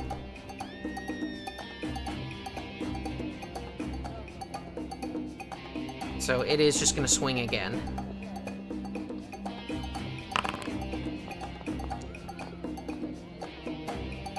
That is a 20 to hit. Yes, that does hit, but it is not a critical. Good. You take 1 point of damage. As this little Okay. scalpel of a sword just, like, nicks at your ankles. Owie. And that is its turn. Okay. We'll skip Rydel, who is not fighting. Yeah, do you want to take him out the turn order? Yeah, I'll do Just that. for ease. So you see, there are 2 of these little bat-like, the Grimples, the bat-like creatures in the room. The one in the back, it is going to fly up. Whoosh, whoosh, whoosh, whoosh, whoosh. Up to here.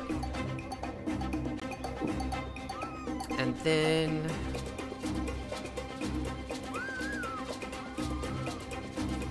Actually, it's gonna go... fly over here instead. It's gonna take 2 actions to do that. And then it is going to vomit. Actually, it'll probably be here. Oh, here. There we go. So it is a 30-foot line. It is just shy of hitting Asahi. So Yeah, no vomit for me. So I guess it would do this way. So it hits both Ningyou and Shida. It just sprays a 30-foot line of vomit. I need both Ningyou and Shida to make fortitude saves. Would that hit? Nah, it wouldn't. Damn. I'm just really hoping it would hit somebody else. Okay, sorry, what's the save? Fortitude. Yeah, that tracks. Okay. The most fortitudinous of saves.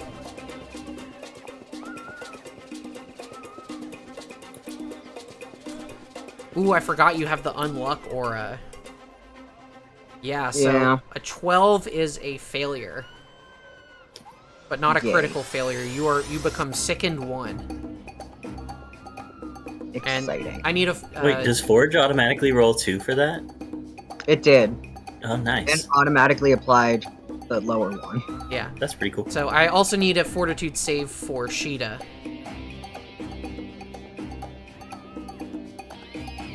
From Fern. That's below where your perception save was before, Fern. Yeah. Okay, yeah. I was sorry, I was just trying to find it. Wait, below where my perception check was? Yeah, it's like 2 sections below that fortitude. Yeah, where it says saves. Down where the will was. Down where the will was. Yeah, so you need fortitude. Okay, a 13 is also a failure, so you both become sickened 1. So Yeah. you feel gross as this thing just sprayed vomit all over you. If it makes you guys feel any better, Z knows this, but Fern, on your turn you can always vomit if you get sickened to try to get rid of it. So sickened works like frightened, where it gives you a penalty to all your checks and DCs. But instead of going away at the end of your turn, you can make an action on your turn to attempt another fort save against the effect to get rid of it. By puking. By retching. So like puking. Trying to cough up or, just clear out your digestive system. So that is its turn. Next up, it is Lacriman's turn. You see this disgusting line of putrescence spray out. That's the word. The Queen of Putrescence. How far does a tumble through action move? It just allows you to move through. I think it lets you stride and move through an enemy space. I will double check. Okay. But you would need to do that if you wanted to get into the room. Yeah. Yeah, it says you stride up to your speed. During this movement, you can try to move through the space of one enemy. Attempt an acrobatics check against their reflex DC. Etc., etc. So. Alright, so I'm going to... My speed is 25, so I'll have to stride once. Yeah. Yeah, and stride then, once, and then tumble through to go through there. yeah, and then tumble through. So I'll go ahead and before I move, I will do that acrobatics roll, Okay. so I can see whether I make it through. 14 does not Man. cut it, unfortunately. So you So I'll end up like yeah, behind Ningyou. Yeah, I'd say behind Ningyou. So we'll end up here. You can try again. Yeah, I guess that's about what I got. So we'll do that again. Okay. Oh, That's much better. all right. Yeah, that's a critical success, which So I'll doesn't really tumble give you through. anything, but Tumble through to here, okay. and that's 3. Okay. Okay. Akuma. And that gives me a point of panache too. Yeah, right? that puts you into panache. Yeah. All right.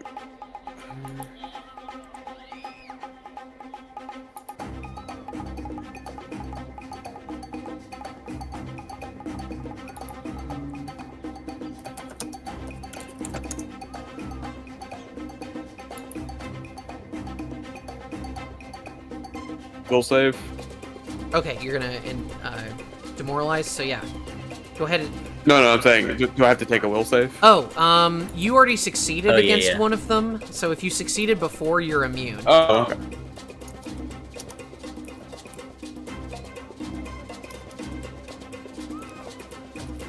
So yeah, what do you want to do?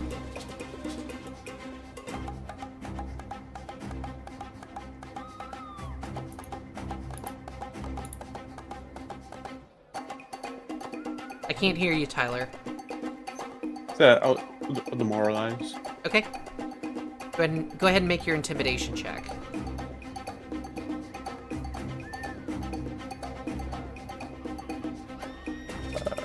Won't let me.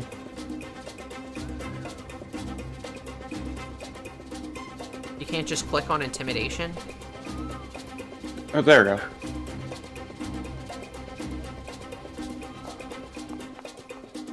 Oof. Oof. Oh Lord. Yeah, not a natural one is not going to cut it.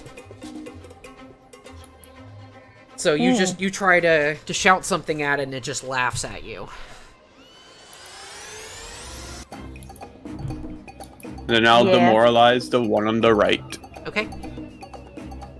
They really can't get in there. I mean, you can attack over your ally. I don't have the reach. Oh, right, because you're using your katana. Yeah. That's right. Yeah.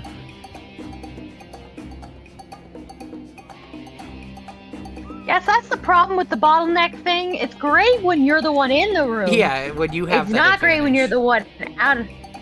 Nope. Eh. 9 don't work. You're having trouble communicating and getting off anything aggressive to say to them with this language barrier Now, see- between them. I'm glaring at them. If Oh, you you, do if have they had intimidating seen what glare. you did, Yeah. if they had seen what you had done to their friend, maybe they'd be a little more intimidated. I'm just Yeah. saying. Yeah, they don't You even split him they're in not half. even looking at you. Yeah, split this guy in half too. All right, it is Ningyou's turn.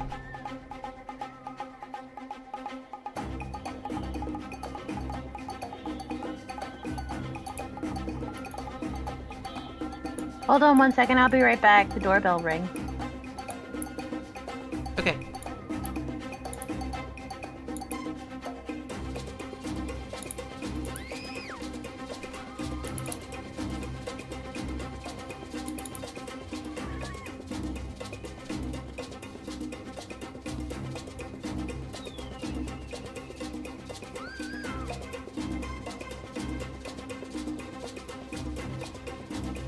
Ooh. So, let's see. 15-foot cone. You would have... So, if you did that, you would be getting Lacrimin in it, I think.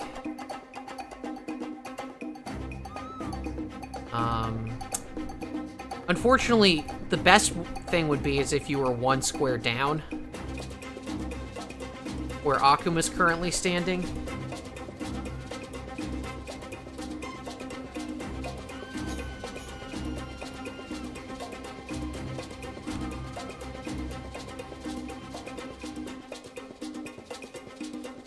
Also, Z, if you're talking, we can't hear you.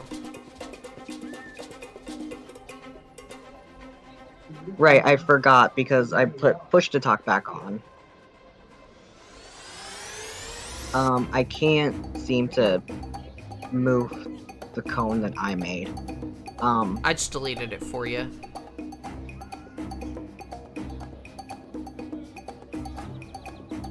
Thank you. I'm just gonna do the attack anyway. Okay? So You're gonna... If you... it should get all 3 of them, right? Yeah. No, it won't grocery because trees. it's the 1 space and then it spreads out. I'll show you. It would go like that. And it would hit Lacrimin as well. The ideal position would be to be 1 square back where Akuma is.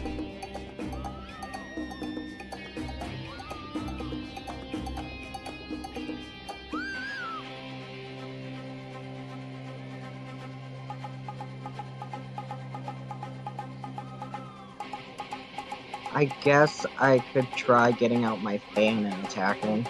You could try that. Can't you walk back into a ally if the ally lets you into their space? You can move through an ally, but you can't share a space. Okay. And let's be real. Would you let me? Would Akuma let this weird-ass doll sit in the same spot? I'm a nice person. I am a reformed person. Okay, well, all my attacks are cones or undead, or in the case of Cleanse of Toxic. So I'm just... let's try the fan. Okay.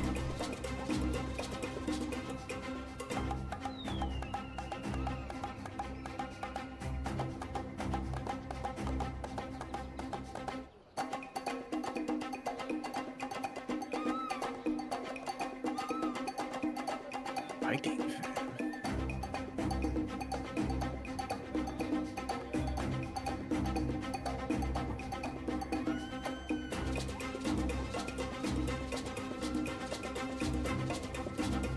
Alright, you gonna attack?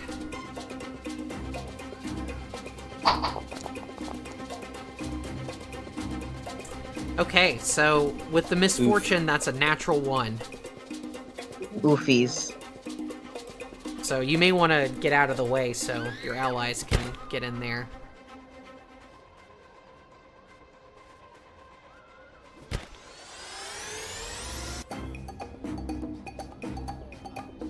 Okay. Next up, it is one of the Grimple's turns.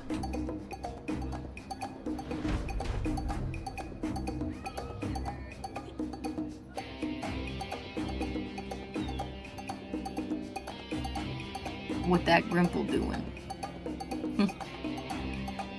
So, let's see. It is going to... Come on, let me pull up its sheet. There we go. It is going to step through, or just fly through the doorway here. And it is going to try to attack somebody. Let's see who it goes for. It goes for Akuma, and it's going to try to bite you. Hi, that's me. I know who it is. That's going to be a 22 to hit. It hits. Okay.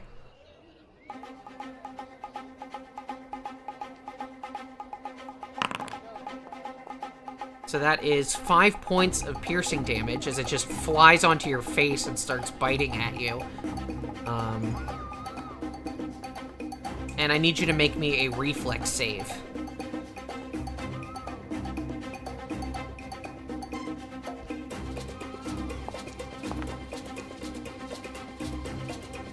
Okay, you avoid being infected with its lice. But it just flies up into your face and bites you, and then it's going to bite again. Probably not going to hit. Nah, 14 misses, I'm sure. So that is its turn. Next up, it is Sheeta. How much damage did you say? It was How much 5 points of did you say? damage. Let me add it to your... Oops. There we go. So fortitude to try to get rid of that status, correct? Yeah, so you can spend an action to start coughing and retching to try and get rid of the effect.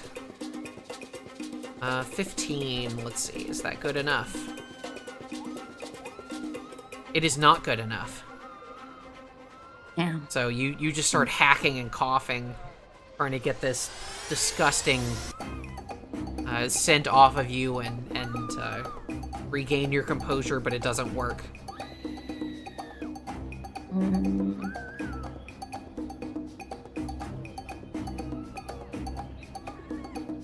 You didn't puke hard enough. Should have Yeah, you gotta with more puke harder. intensity. Alright, I move. Okay, so you can't To move on where top I of it, can- but you can hit it from where you stand if Okay. you want. Okay. Oh, I guess I'm like within range of it already. Duh. But I'm gonna try to hit it with the seed pod, even though it's up close again. You can try that. Or I guess I think what might be a better Maybe- I idea guess I have is a if sword. you use your second action to devise a stratagem, and then try to attack with your short sword. Because devise a stratagem lets you pre-roll it, and also it lets you use intelligence to hit. Instead of strength or dex. Okay. How do I do that? So, How do I advise it? Or so devise on a your strategy? on your actions page on your sheet, there is a entry for devise a stratagem, and there's a use button on it. Okay, I do see it. There you go. So, What the we'll fuck? apply effect. Did you get zoomed in too? Yeah. Yeah, I was thinking and...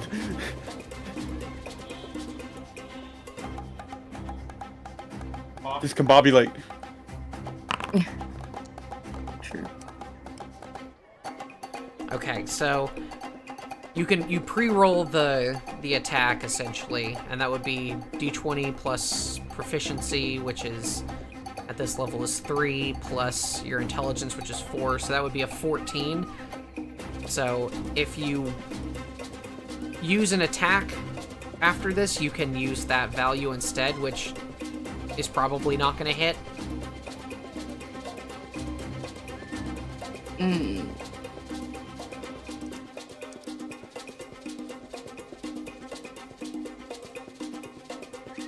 So you can just choose to do something else with your second action instead if you want.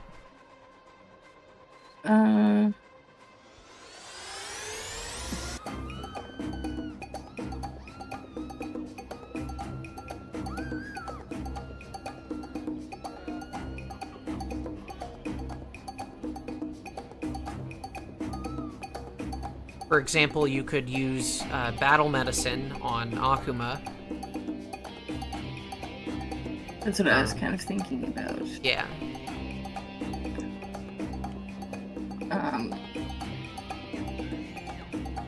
How do I use battle medicine? Because So just make a the medicine other one check. has like a use button. A medicine check in the skills. Yeah.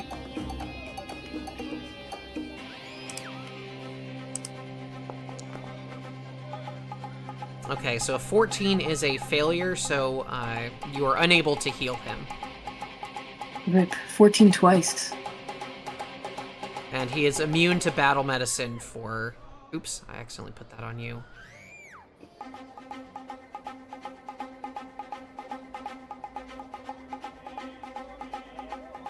There we go. He is immune to your battle medicine for 10 minutes, or an hour, or whatever it is. I think it's an hour. Okay, so that is your turn. Next up is Asahi.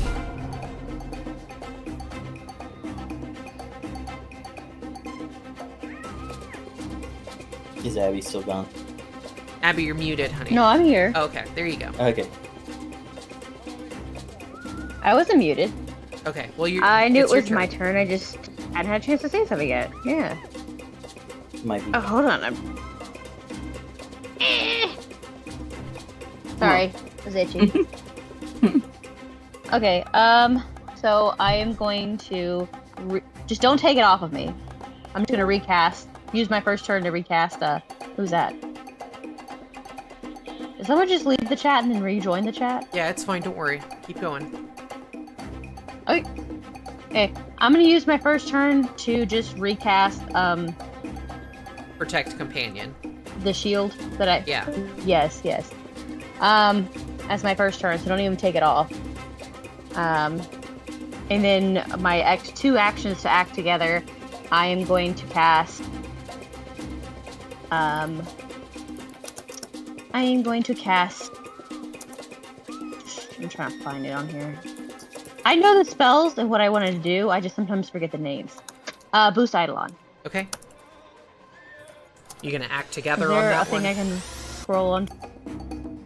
Yeah, I said act together, cast that for me, and then Eidolon gets 2 turns. I am trying to pull the thing over onto it. I But got it. Screen I got it. honey. big. I already got it. Okay. Okay, Okay, so now what's, it's got and the what's shield Yukiko and the gonna do? boost.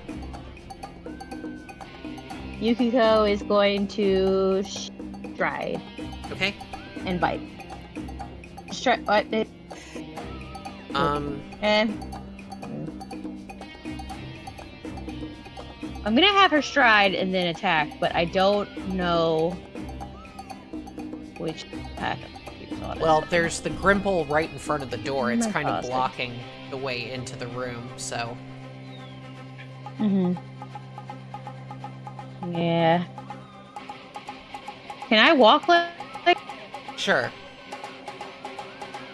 even though the table's kind of Yeah, in the you way? can just go over the table. They're low, like, tea tables. The kind you would sit on the floor to figured. use, so you could just run straight over it. Okay. I just gotta get back into the right thingy. I will literally always try to just be like. There you go. And then I'm gonna bite it and hope that I don't get life. Okay. Oh god. Well, that's predicated on you hitting, so... My child. This is my childhood horrors all over again. I am sure anyone who has had lice before is just kind of squirming about this. It is a very unpleasant experience. Oh yes. You don't even understand. When I found out that super lice was a thing, that was like the final push to be like, you know what? I really didn't want to be a substitute teacher. This has really made me go, you know what? I was correct to not do that anymore. Yeah. Because hell fucking no. Hell to the no. Alright, go ahead and roll your attack, please. 22 I rolled hits. a pumpkin. Very late. Natural pumpkin. Natural pumpkin. Alright, Yay. 8 points of damage to the Grimple. Yay. I have to roll a reflex now. Yes. Quick question. This is a genuine question. Does my hero point work on my Eidolon? You share 1 hero point between the two of you. Well, I haven't used mine today, so that's what I was saying. Okay. If this goes bad, could I Yes. use it the hero point Yes. on the Eidolon? Yes. That's my point. Okay. That was all I was asking. Ooh. Ooh, no. You want to use that hero point? I don't want lice. I mean, me neither. Oh my god. Who have does? mercy. Do you know how hard it would be to get lice out of a fucking furry animal? Lice. Lice is for human. Yeah, well, go ahead and use You your hero mean point. fleas? Use your hero point and roll again. I'm rolling my pumpkin. There Okay, we go. a 25 is a critical success. You're fine. Can I just be immune to lice now? No. No. Oh. Denied. Not how that ability works. You have to Come have on. curly hair for Come that. on, That's critical. not really true, but it's a little true. This one is They don't a like pass-fail. There is no advanced critical success or critical failure effects. Yeah, well, it should be. I think it should be that I get. Okay, My I have next- taken next your roll. complaints into My next roll. advisement, but that is the end of your turn. Next up, it is the dog creature's turn. It is going to take a step up. If it'll, there we go. Take a step up, and it will swing its little sword at Lacriman.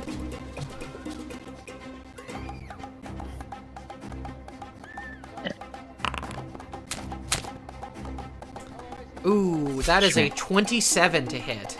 This thing is rolling rocks tonight. Oof.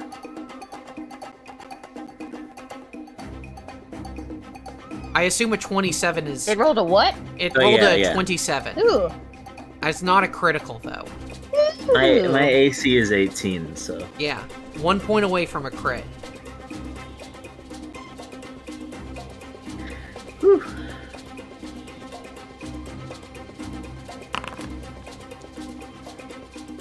Okay, so that is 1 point of damage. I can live with that. I will put that on there for Literally. you. If I Yeah, this became thing a is millionaire, I would buy not so very many food dresses. powerful.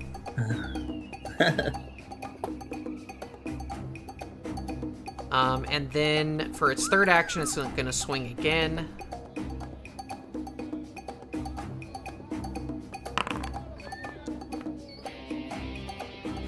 $16, which is a miss. And that is its turn. Next it is the second Grimple's turn. The Grimple with a pimple. What is it gonna do? It's probably going to swarm up and try to attack Lacriman as well. It will bite. Chompy chompy. Ooh. Natural 19 for a 26. Okay, well that hits. But not a Does crit. that mean I have to do a save for Yes, please make a lice? reflex save. Oh, jeez. I have +9, so it's decent at least. Can fungus the get fuck? lice? You gotta I guess not they roll a can. natural 1. Oh no. Oh no. Unfortunately, you now are infested with gremlin lice. A nonsensical concept. for This mushroom. makes you Stupefied 1. Which is an intelligence-based penalty. I And can live with that. you can use an interact action to scratch at the lice to suppress the stupefied condition for 1d4 rounds. But you're also going to take some damage from its bite, which is 4 points Ouch. of piercing damage, as it just nibbles on Yeesh. your mushroom cap. And then for its second action, it's going to bite again.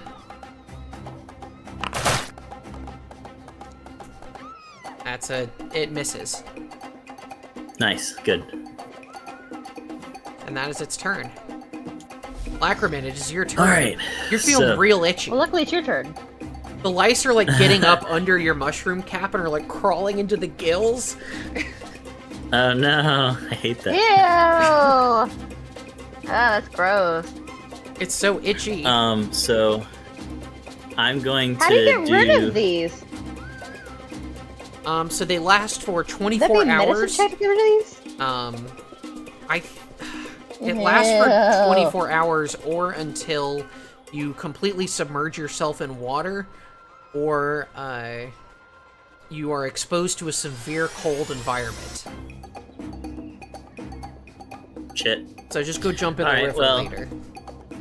I'm kind of small, so Yeah, maybe don't go on an onsen. They They frown upon that. So I'm gonna use my confident finisher action. I just posted it, whatever. Okay, Which with my dog slicers, that's just a strike. just a regular strike. It just gives you some concession damage if you miss, Sheesh. which it looks oh like my you did. God. I've been having some bad rolls. So I deal half of my precise strike damage. So I just roll damage. Let's see. It says if the strike is part of a finisher, the additional damage is 2d6 instead of 2. So roll 2d6, and it'll take half of that. Okay. Wait, you still get to do damage even though you rolled like shit? Yeah, Yeah, with my this confident is finisher because confident of my finisher panache. is because he gained panache, he can end his panache to do his finisher. Okay, so it'll still take 3 that- points of damage. Wow. Oh, Did that no, roll you did 1d6 2 of them? plus 2. It should just be 2d6. Oh, okay. So click the d6 button 2 times. Okay, I see. I did it wrong. There we go. Okay, so 7 half to 3. So either way, it's 3 damage. Alright, so Nothing that's better. 1, It's not nothing. and I guess I'll do another strike. Okay. A Wegler strike. Let me get on the right page. A Wegman strike. Did that? A No. different type of strike. Wow. It's not very good. Well, it's good enough. A 14 hits. Oh, nice. Well, let's roll. Nice. Alright, 9 points of damage. And, I guess I have a third action, so I'll do the same thing again. Strike. Okay.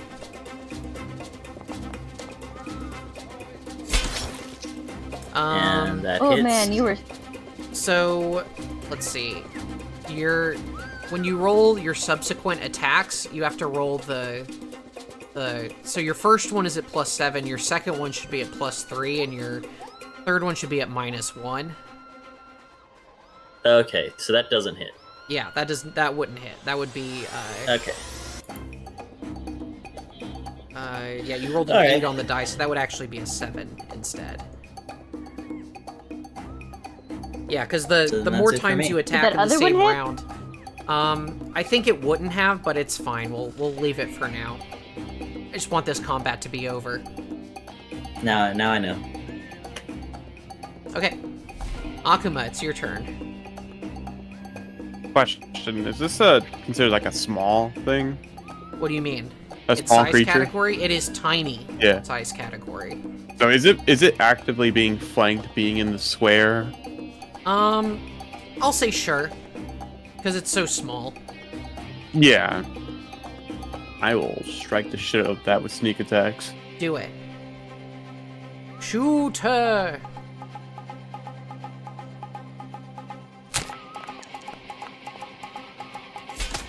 $22 hits. 15. Is it a crit? No, Or okay. no, their AC is higher than 12. Okay. Well, they're being flanked, so isn't it off balance? Oh, it is off guard, but that is not enough to make it a crit. I don't Okay. think. Yeah, no.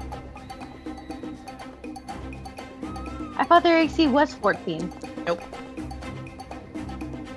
10 points of damage. Yeah, you kill it. You slice off its little head. Nice. These people are still watching inside Yeah. the tea shop. I love to point that out again. One guy over there is like, yeah, kill him! Kill him! He's getting really into it. And, Everyone else is I'll kind of attack this guy covering right their here. eyes and looking away.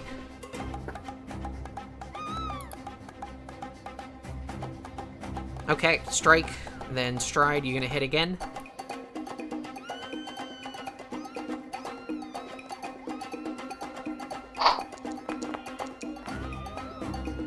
Yeah, 5 is not gonna cut it.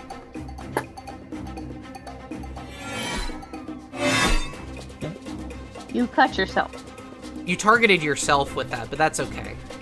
Yeah, 5 does not hit the creature in front of you.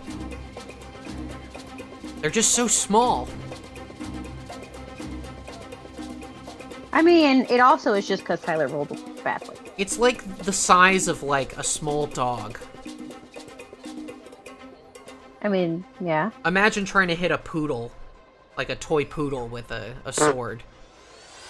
They're rascally little buggers. I don't want to imagine that. That sounds awful. Okay, imagine trying to hit them with a newspaper as they're zooming around. Yeah. Alright, Ningyou, it is your turn. You are sickened and misfortuned. Misfortune. You're not having a great day. Be my middle name. I'm not entirely sure what I would like to do.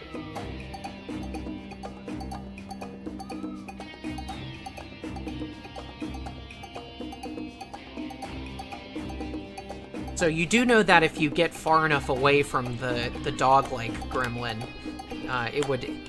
you would not be affected by the misfortune. That's good to know. Oh, excuse me.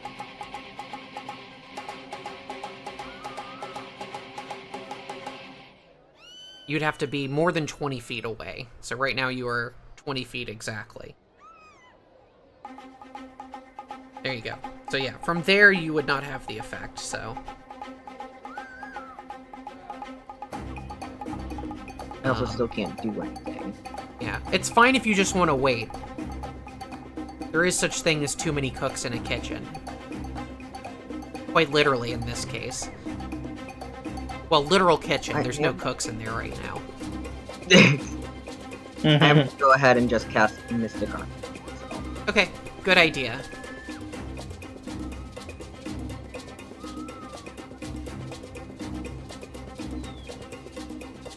Alright, next up it is Sheeta's turn.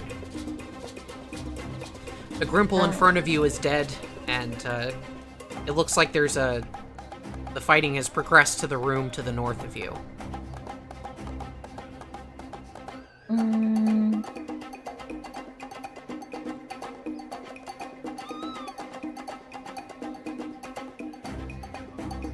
Am I still nauseous? You are still nauseous. It lasts indefinitely until you're able to succeed on your saving throw.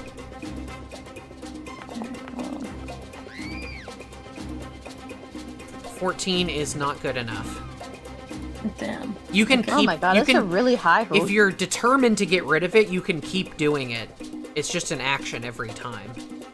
Okay, I am gonna do it again. Okay, that's much better. Yeah, you're able to clear your head and breathe in some fresh air and settle yourself. You don't have a stomach, but regain your bodily composure, whatever that means for Cheetah. So you're no longer sickened. Actually, I think that's all I'm gonna do. Let me check the plant trait. Let me make sure that you are subject to sickening. Let's see. Can plants become sickened? It doesn't say anything, so I'll say it sickenable. still applies. I think because there's a lot don't- of chaotic stuff going on, and I can heal people, I'm gonna stay out here for now. And, Okay. And my turn.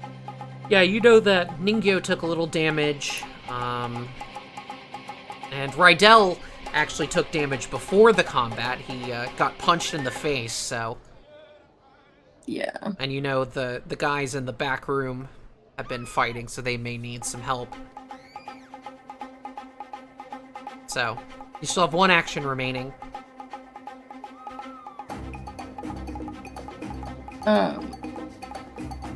But isn't Rydel like immune to battle? Akuma is killing right because you Akuma used it on him. is. Yeah, I knew Rydel somebody was. is outside the building. He's just kind of chilling. Okay. Oh, I see.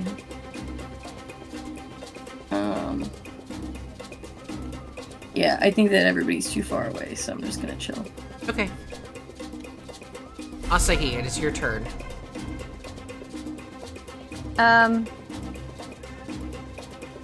I want to do the same thing as last turn because Okay. I Boost Eidolon. don't want to overfill that room back there. You want to shield, boost Eidolon, and then have them move and attack? Yep. Okay. You could have Yukiko move I into already the measured room. it out. I can. Yeah, I measured it out, and I can get like here, Okay. that purple square there. So I have to do it a certain way, or the thing will get mad at me. There you go. Yeah, that's 25 feet, and then I bite it, Okay. And then I kick her, sir. and I've already done the fortitude save, so I'm fine.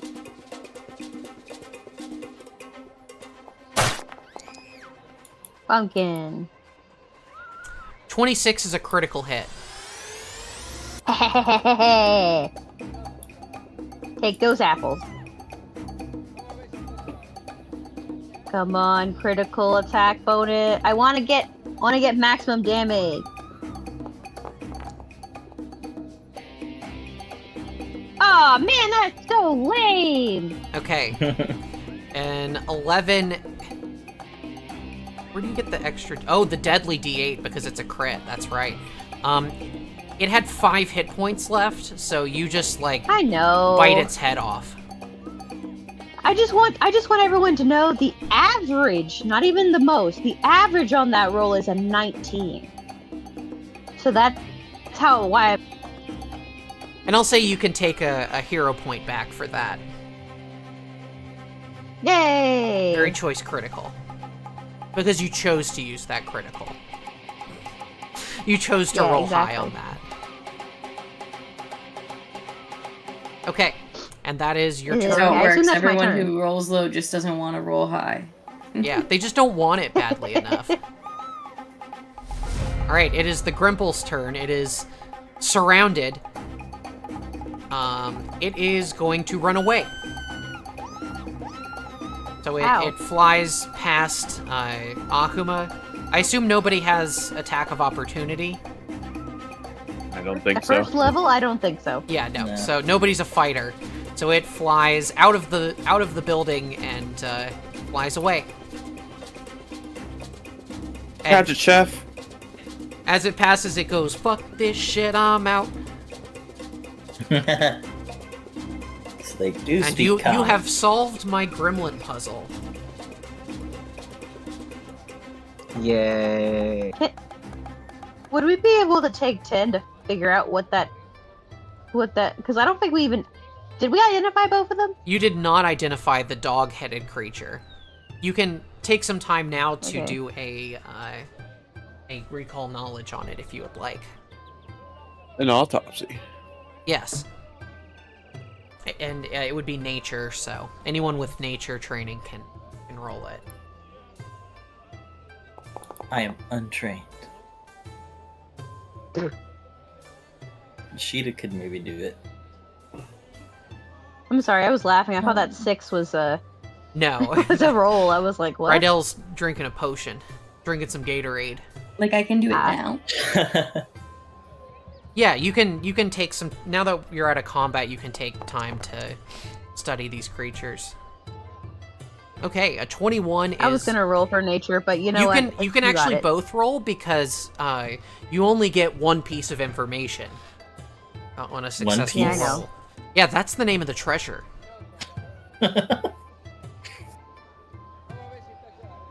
So you'll get more information if you both succeed. I roll pumpkin. Okay, even Yay. better. That's actually a critical success for Asahi. Yeah, take that.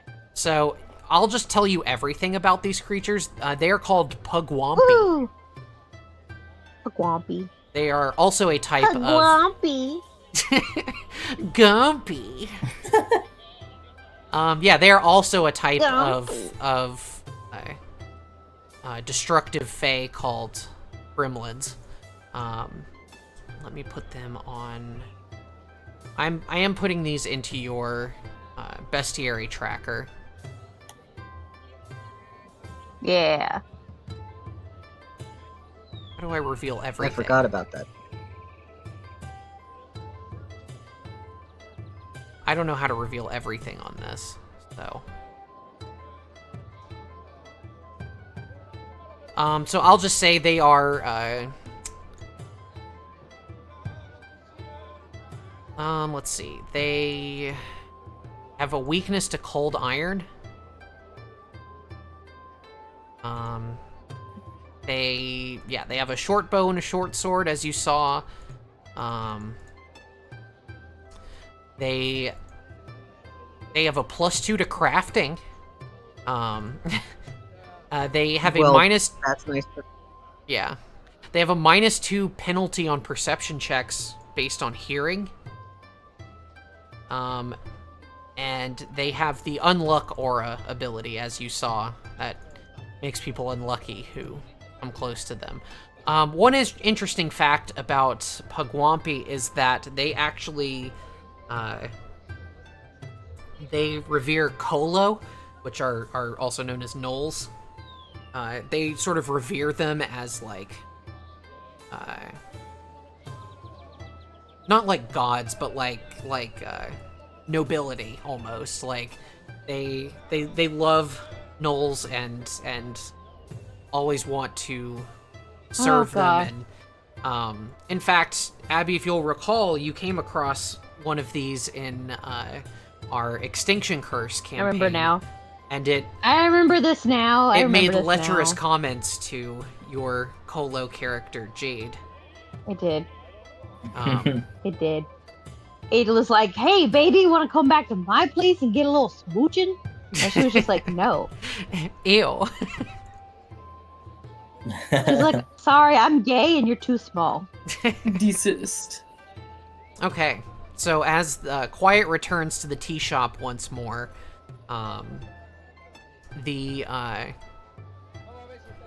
shopkeepers come up to you. As you recall, they are halflings. There's a man and a woman, and an elderly halfling woman. She comes from the bystanders and comes up to them, and they kind of hug and say, "Oh, thank goodness that's over."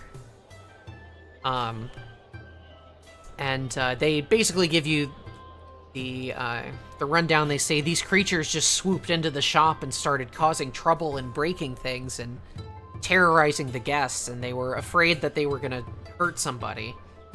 You look around and see that a number of, teacups and stuff have been destroyed, and one of them pissed in the teapot, and a couple cushions have Remember been that. torn up, but fortunately nobody was hurt badly. Does anybody have mending? I don't know. I don't think so. I don't think And I so. guess we're not fixing the broken stuff. As you're talking, you see another figure swoop down from the rafters and land on one of the tables.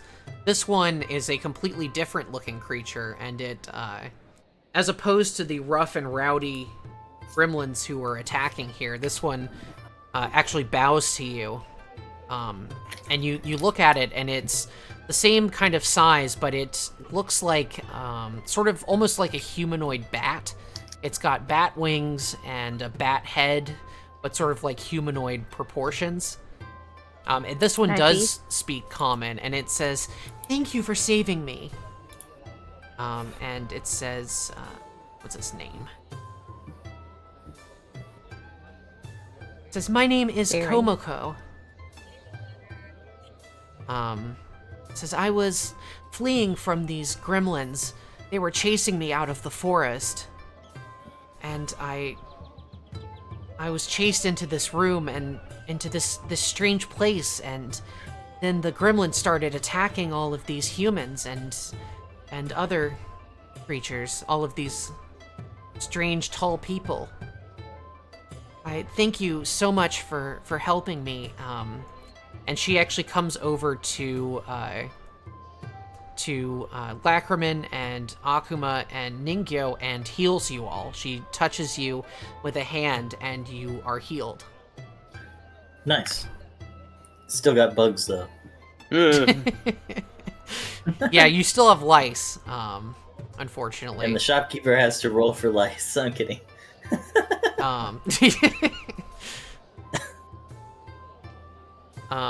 And she Oh, says, "It's painful for me to go outside during the day, so I was glad to find somewhere that I could hide, but I am deeply sorry for the trouble that my pursuers have caused." She says, and she turns to the shop owners and she says, "Please, if you would allow me, I will stay until nightfall to help serve your guests and make tea in order to pay off my debt to you." And the two halflings look at each other and look thoughtful, and the old woman just goes like, and she looks kind of grumpy for a moment, but the man turns to her and he says, "Grandmother, perhaps this Komoko-chan could be the new element we've been looking for. We've been trying to spice up our business for a long time. Perhaps they could help drive business. Help us do something new with our tea." And the grandmother says, "The tea is fine as it is." But then she smiles a bit and she says, "But we could always use the extra help, dearie." And so it seems like this bat creature will be working at the shop for the foreseeable future. And the Can I see the bat? yes, I'm sorry. I will show it to you. Show me the baby. This is what they look like. It's kind of cute. Yeah. I would like 1 dozen. Okay, so the halfling woman comes up to you and she Okay, bows them. and she says, "My name is Inoue Minako. My brother and my grandmother we own this shop. It's been in the family for generations. Thank you so much for protecting us. We don't have a lot of money, but I do have something that may be of use to you." And she goes into the kitchen and comes back after a minute with a recipe? little... What? A new recipe? A new recipe. Comes out with the master sword. Comes out with the Master Sword from Zeldor. Yeah, thanks, Uncle. It's dangerous to go alone. Yeah. No, she comes out with what looks like a sachet of dried tea. And she hands it to you and she says, "We've been saving this for a rainy day, but I think it'll be better used for you." And she explains that this is something called energizing tea. It is a magical tea that when brewed, it says, "This sweet and refreshing tea is made by adding a mixture of honey, lemon slices, and sliced ginger. This is considered to be the bare minimum when serving energizing tea, and many go above and beyond by adding additional citrus fruits or berries to the mix, or refusing to serve the tea at all without accompanying it with a full platter of spiced pastries and sweets. This golden tea has energizing properties, and when consumed, grants you a +1 item bonus to athletics and acrobatics checks for 10 minutes. So basically, you can brew the tea, and then anyone who drinks it gets that benefit for 10 minutes. Yes. Let Rydel study it. He'll make more. He'll learn the recipe. Yeah, and I will put it on your on the stash.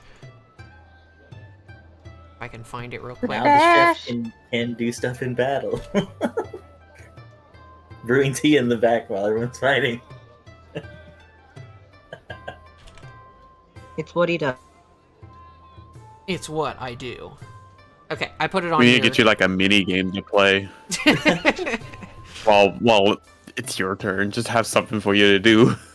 Okay, so I put it in your Well, I have stash. two- The energizing tea would be worth... Its value is 20 gold. But you may want to keep it and actually use it. Okay, so I think that's probably all the time we have for today. So when we reconvene next week, we will be tracking down the bandits. Alright. And hopefully getting rid of lice. Yeah, And questioning this small little thing. yeah, you can question them if you like. So yeah, I want to thank everyone for coming. Throw in this mushroom in some soup. I want to thank all of our viewers for coming out and supporting the stream. I want to thank all of our performers here for being awesome and showing up and putting on a great performance for us. I want to particularly call out Fern and Dust. I highly recommend you go and check out their channels here on Twitch. They do great streams, play some cool video games, and are just cool people to hang out with. Thank you. I think that's all for now, so we will see you all next time. Thanks, Sarah.